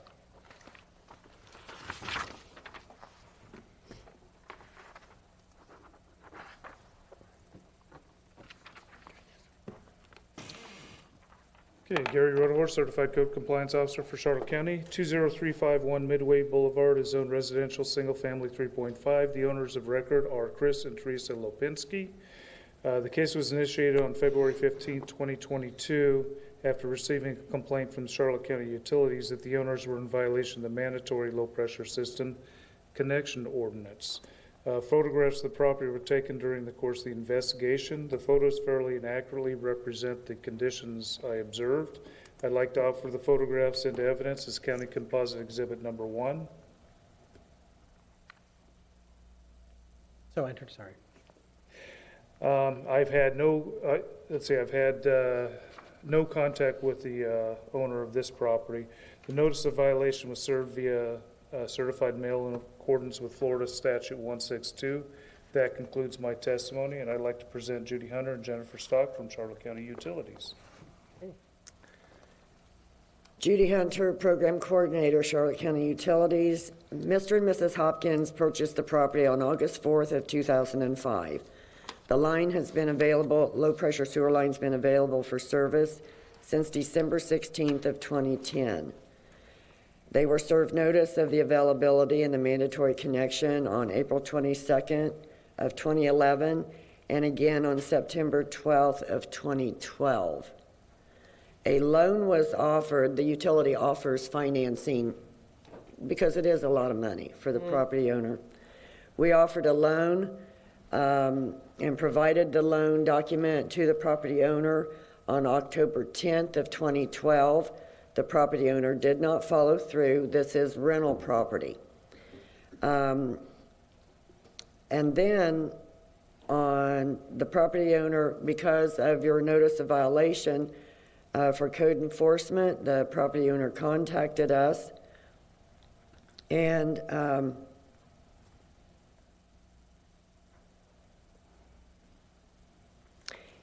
didn't you give these people a loan? Yes. Yeah.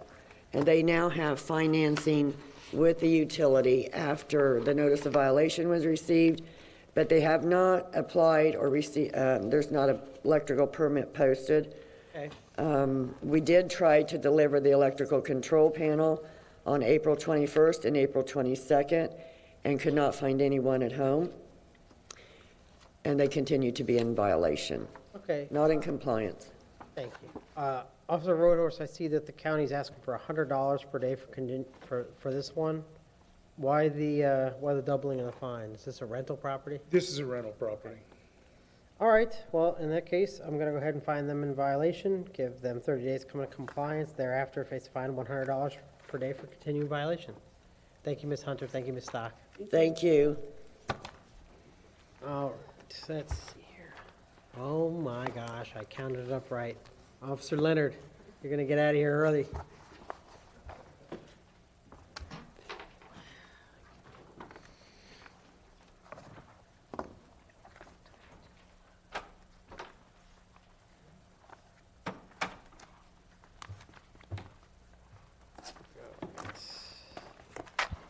COD 22-00011. Officer Leonard, the floor is yours. Thank you. The property at 3428 Lucerne Terrace. My name is Rhonda Leonard. I'm a certified code enforcement officer for Charlotte County. 3428 Lucerne Terrace is zoned RSF 3.5. The owners of record are Beatrice Osorio and Luz Amparo Belchescu. On January 4th, I conducted an inspection and reviewed the permitting database and found a wood porch installed and new support posts on the front overhang installed without a permit. Notice was sent to the owners giving 45 days to comply. During the investigation, I took photographs of the property. These photos fairly and accurately represent the conditions I observed. I'd like to offer the photographs into evidence as County Composite Exhibit Number 1. So entered? Sorry. Notice of violation, notice of hearing was served in accordance with Florida Statute 162 by certified mail. The respondents were given 30 days to come into compliance, reference the existing violations. The owners have been in contact with Julia Galafri, plans manager, through their realtor. Per Ms. Galafri, the porch would not require a permit. The supports will have to be permitted. On April 25th, the review of permitting and site inspection found no permits had been applied for. This concludes my testimony. Okay. I'm going to find the property owner in violation, give them 30 days to come into compliance, thereafter face a fine of $100 per day for continuing violation. Now, before we move on the pronunciation, Julia, who I've known for years, is it Galfore or Galafrey. Galafrey? See, all these years, like 15 years. Julia, I'm sorry. All right. Next case, sorry. JJ COD 22-00080, 22339 Catherine Avenue.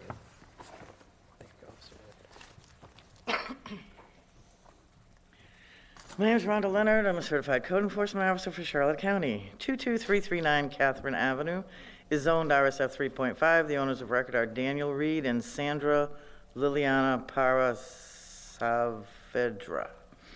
On January 11th, I conducted an inspection and noted the following violations of outside storage of miscellaneous items, including but not limited to buckets, bins, wood, plastic sheeting, metal, and assorted other debris, creating a junk-like condition and prohibited use of the property. During the investigation, I took photographs of the property. These photos fairly accurately represent the conditions I observed. I'd like to offer these photographs into evidence as common composite exhibit number 1. So entered. I have had no contact with the owner concerning this matter.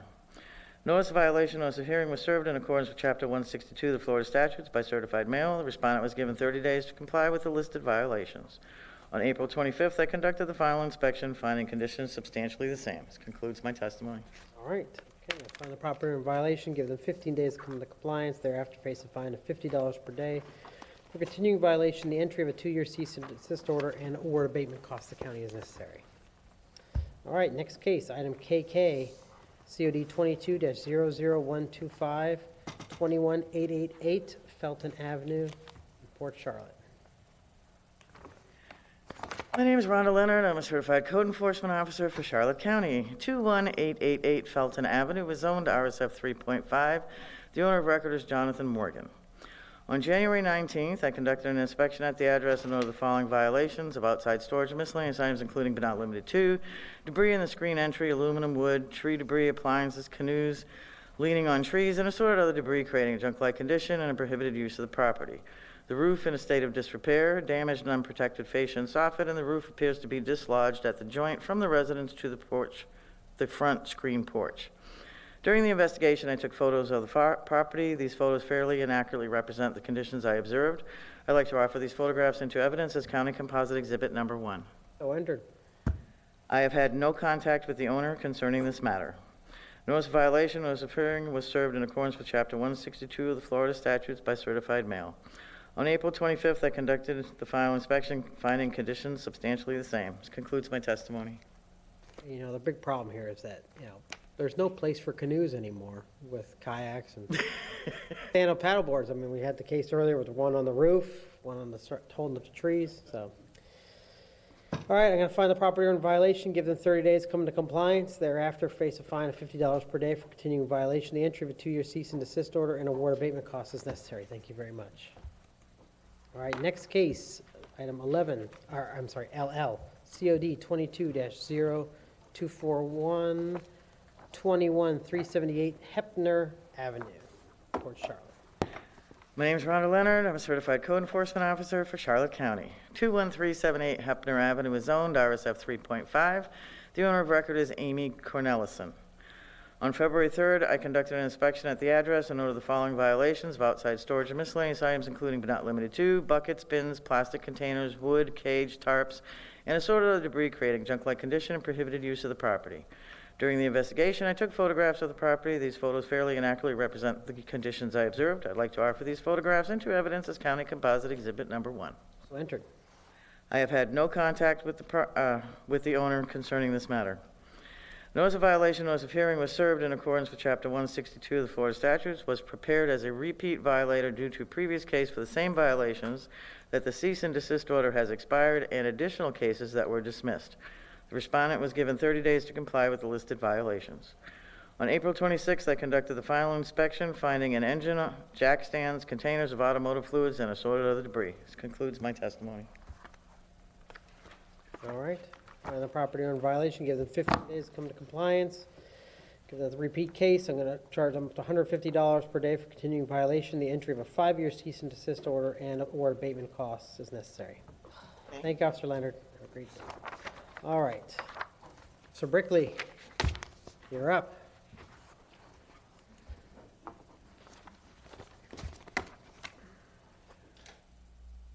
Next case, item RR COD 21-02818, 6213 Padula Street in Punta Gorda.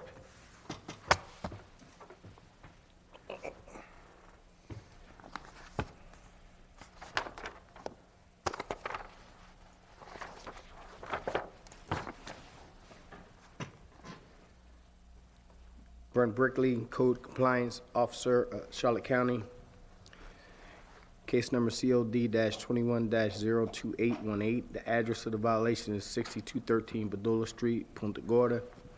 The zoning is MHC. The owner of record is David Sush. On November 12, 2021, I conducted an inspection and observed the following violations on the unlicensed RV and unlicensed boat, along with metal wood, auto parts, and various other debris, creating a junk-like condition and prohibited use of the property. During the investigation, I took photographs of the property. I would like to offer the photographs into evidence as County Composite Exhibit Number 1. So entered. The notice of violation was served by certified mail in accordance with Florida Statute 162. I have had no communication with the owners regarding this case. On April 25th, 2022, I conducted a final inspection, finding the violation still substantially the same. This is the end of my testimony. All right. We'll find the property owner, Mr. Sush, in violation. Give him 15 days to come into compliance. Thereafter, face a fine of $50 per day for continuing violation, the entry of a 2-year cease and desist order, and award abatement costs to the county. Next case, item SS, COD 21-03048, 12522 Fiesta Circle, Punta Gorda.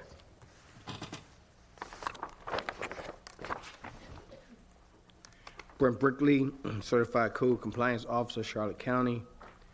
Case number COD-21-03048.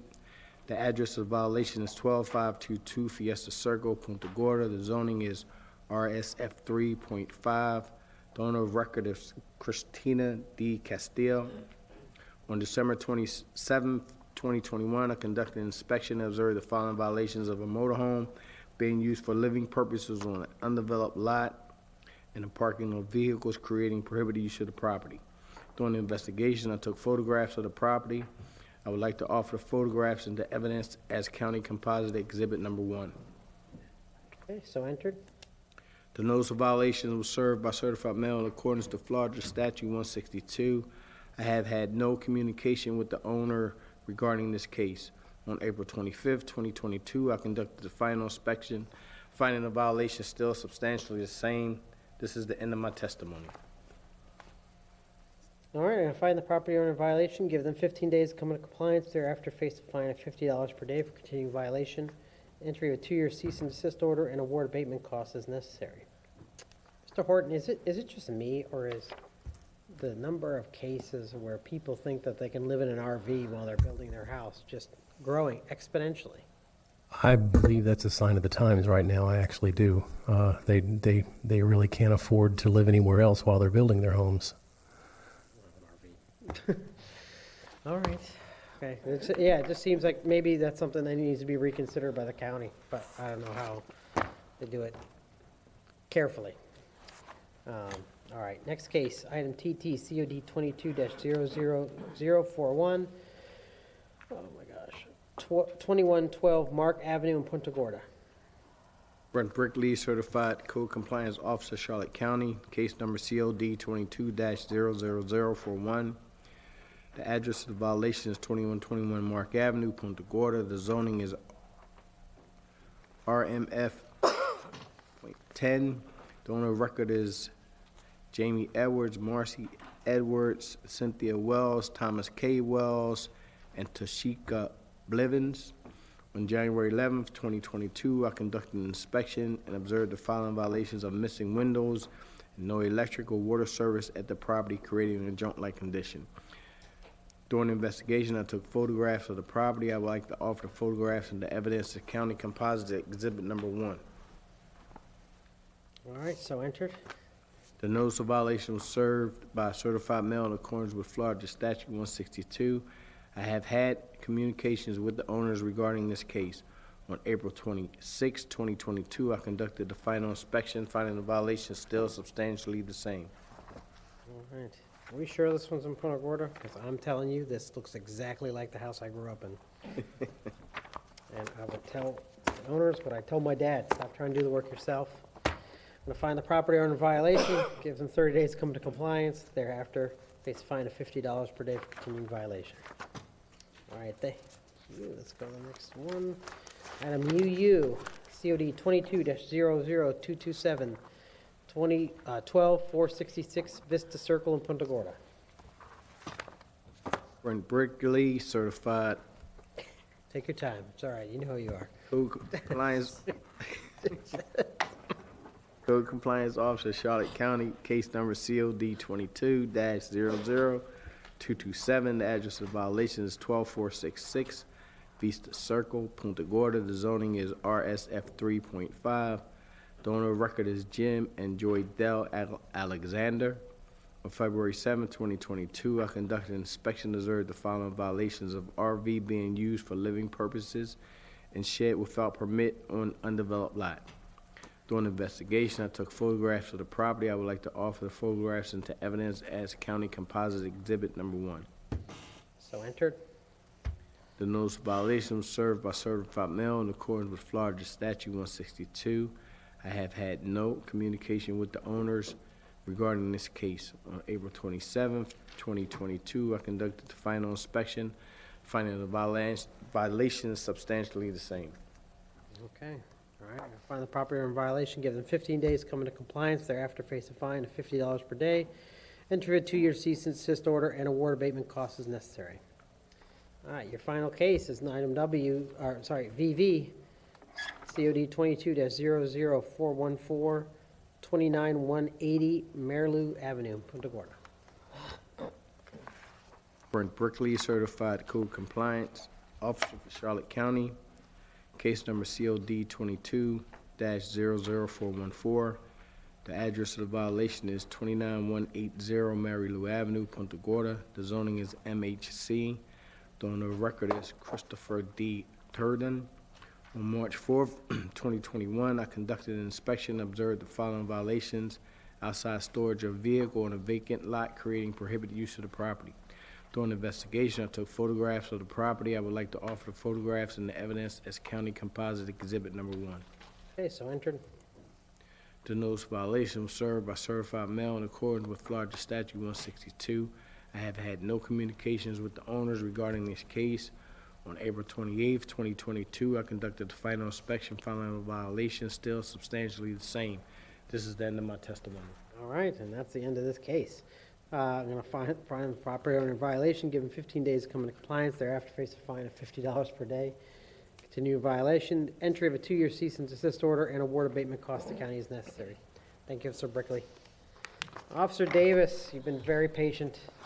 You have a lot of cases, and let's get you. Time's catching up with you, that's what it is. All right.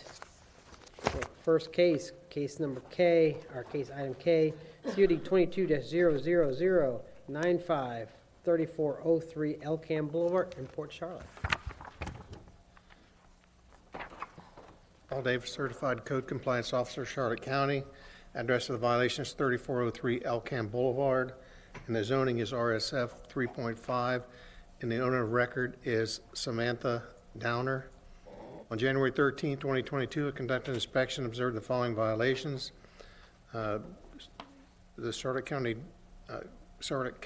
database permit number 202007-20725 for windows and door replacement had expired on December 27th, 2021, and during the investigation took photographs of the property and would like to offer photographs into evidence as County Composite Exhibit Number 1. So entered. Notice of violation was served by certified mail in accordance with Florida Statute 162. I've had no communication with the owners regarding this case. On March 25th, 2022, I conducted a final inspection, finding that the violation was still substantially the same, still expired.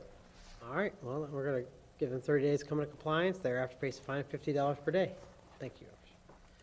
Next case, item L on the agenda, COD 22-00122, 690 Flora Lane in Port Charlotte. Paul Davis, Certified Code Compliance Officer, Charlotte County, COD 22-00122. The address of the violation is 690 Flora Lane, and the zoning is RSF 3.5, and the owner of record is Betsy Lizette Barazza Nsamba. I think I said that right. On January 19, 2022, I conducted an inspection, observed the following violations: electrical outlet in the front yard. It was put there without a permit, and the property owner's mother living in an RV in the side yard. During the investigation, I took photographs of the property and would like to offer the photographs into evidence as County Composite Exhibit Number 1. All right, so entered. Notice of violation was served by certified mail in accordance with Florida Statute 162. I have had communication with the owners regarding this case. On March 23, 2022, I conducted a final inspection and found that they do have an after-the-fact permit for the electrical outlet, but there's still someone living in the RV. That's the end of my testimony. I'm going to find the property owner in violation, give them 15 days to come into compliance, thereafter face a fine of $50 per day.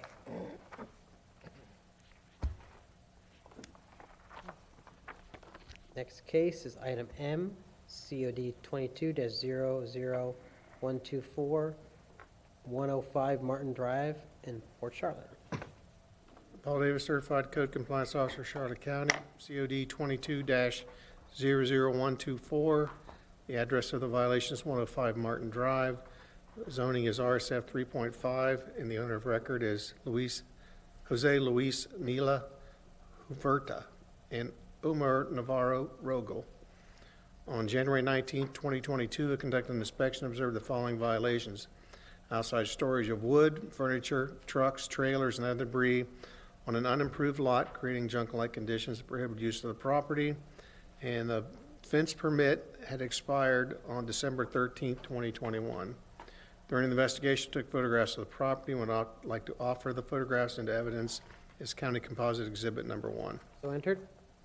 Notice of violation was served by certified mail in accordance with Florida Statute 162. I've had no communication with the owners regarding this case. On March 11, 2022, I conducted the final inspections, and both violations are substantially the same. Okay, going to find the property owner in violation, give them 30 days to come into compliance, thereafter face a fine of $50 per day for continuing violation, entry of a 2-year cease and desist order, and abatement costs the county as necessary. Next case, item N, COD 22-00155, 22082 Malone Avenue in Port Charlotte. Paul Davis, Certified Code Compliance Officer, Charlotte County. At COD 22-00155, the address of the violation is 22082 Malone Avenue. The zoning is RSF 3.5. And on the record is Bradley Holt and Jessica Randall. On January 25th, 2022, I conducted an inspection and observed the following violations: outside storage of an inoperable vehicle and unlicensed jet ski and trailer, creating junk-like conditions, and prohibited use of the property. During the investigation, I took photographs of the property and would like to offer the photographs into evidence as County Composite Exhibit Number 1. Okay, so entered. Notice of violation was served by certified mail in accordance with Florida Statute 162. I have had communication with the owners regarding this case. On March 21st, 2022, I conducted the final inspection, finding the violations are still substantially the same. Okay, we're going to find the property owner in violation, give them 15 days to come into compliance, thereafter face a fine of $50 per day for continuing violation, 2-year cease and desist order, and abatement. All right, next case, item O, COD 22-00226, 535 Azalea Avenue in Port Charlotte. Paul Davis, Certified Code Compliance Officer, Charlotte County. It's COD 22-00226. The address of the violation is 535 Azalea Avenue, and zoning is RSF 3.5.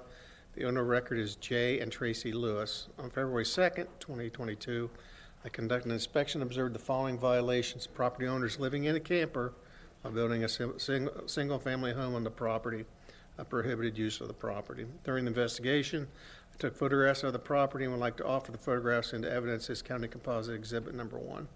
All right, so entered. A notice of violation was served by certified mail in accordance with Florida Statute 162, and I have had several conversations with the owners regarding this case. On March 23rd, 2022, I conducted a final inspection, finding the violations still substantially the same in my testimony. Thank you. Mr. Davis, going to find the property owner in violation, give them 15 days to come into compliance, thereafter face a fine of $50 per day for continuing violation, the entry of a 2-year cease and desist order, and award abatement in case of noncompliance. Next case, item P, COD 22-00517, 22455 New York Avenue in Port Charlotte. Paul Davis, Certified Code Compliance Officer, Charlotte County, COD 22-00517. The address of the violation, 22455 New York Avenue. Its zoning is RSF 3.5, and the owner record is Enid C. Maitland. On March 8, 2022, conducted an inspection, observed the following violation. Prohibited commercial food truck parked in a residential area. During the investigation, took photographs of the property and would like to offer the photographs into evidence as County Composite Exhibit Number 1. So entered. Notice of violation was served by certified mail in accordance with Florida Statute 162, and I have had communications with the owners regarding this case. On April 15, 2022, I conducted a final inspection, find the violations are still substantially the same.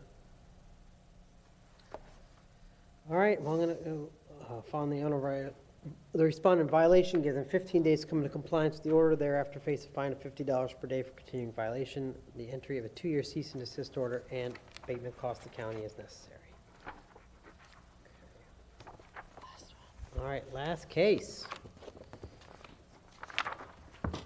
All right, they passed go. No, I'm just kidding. Next.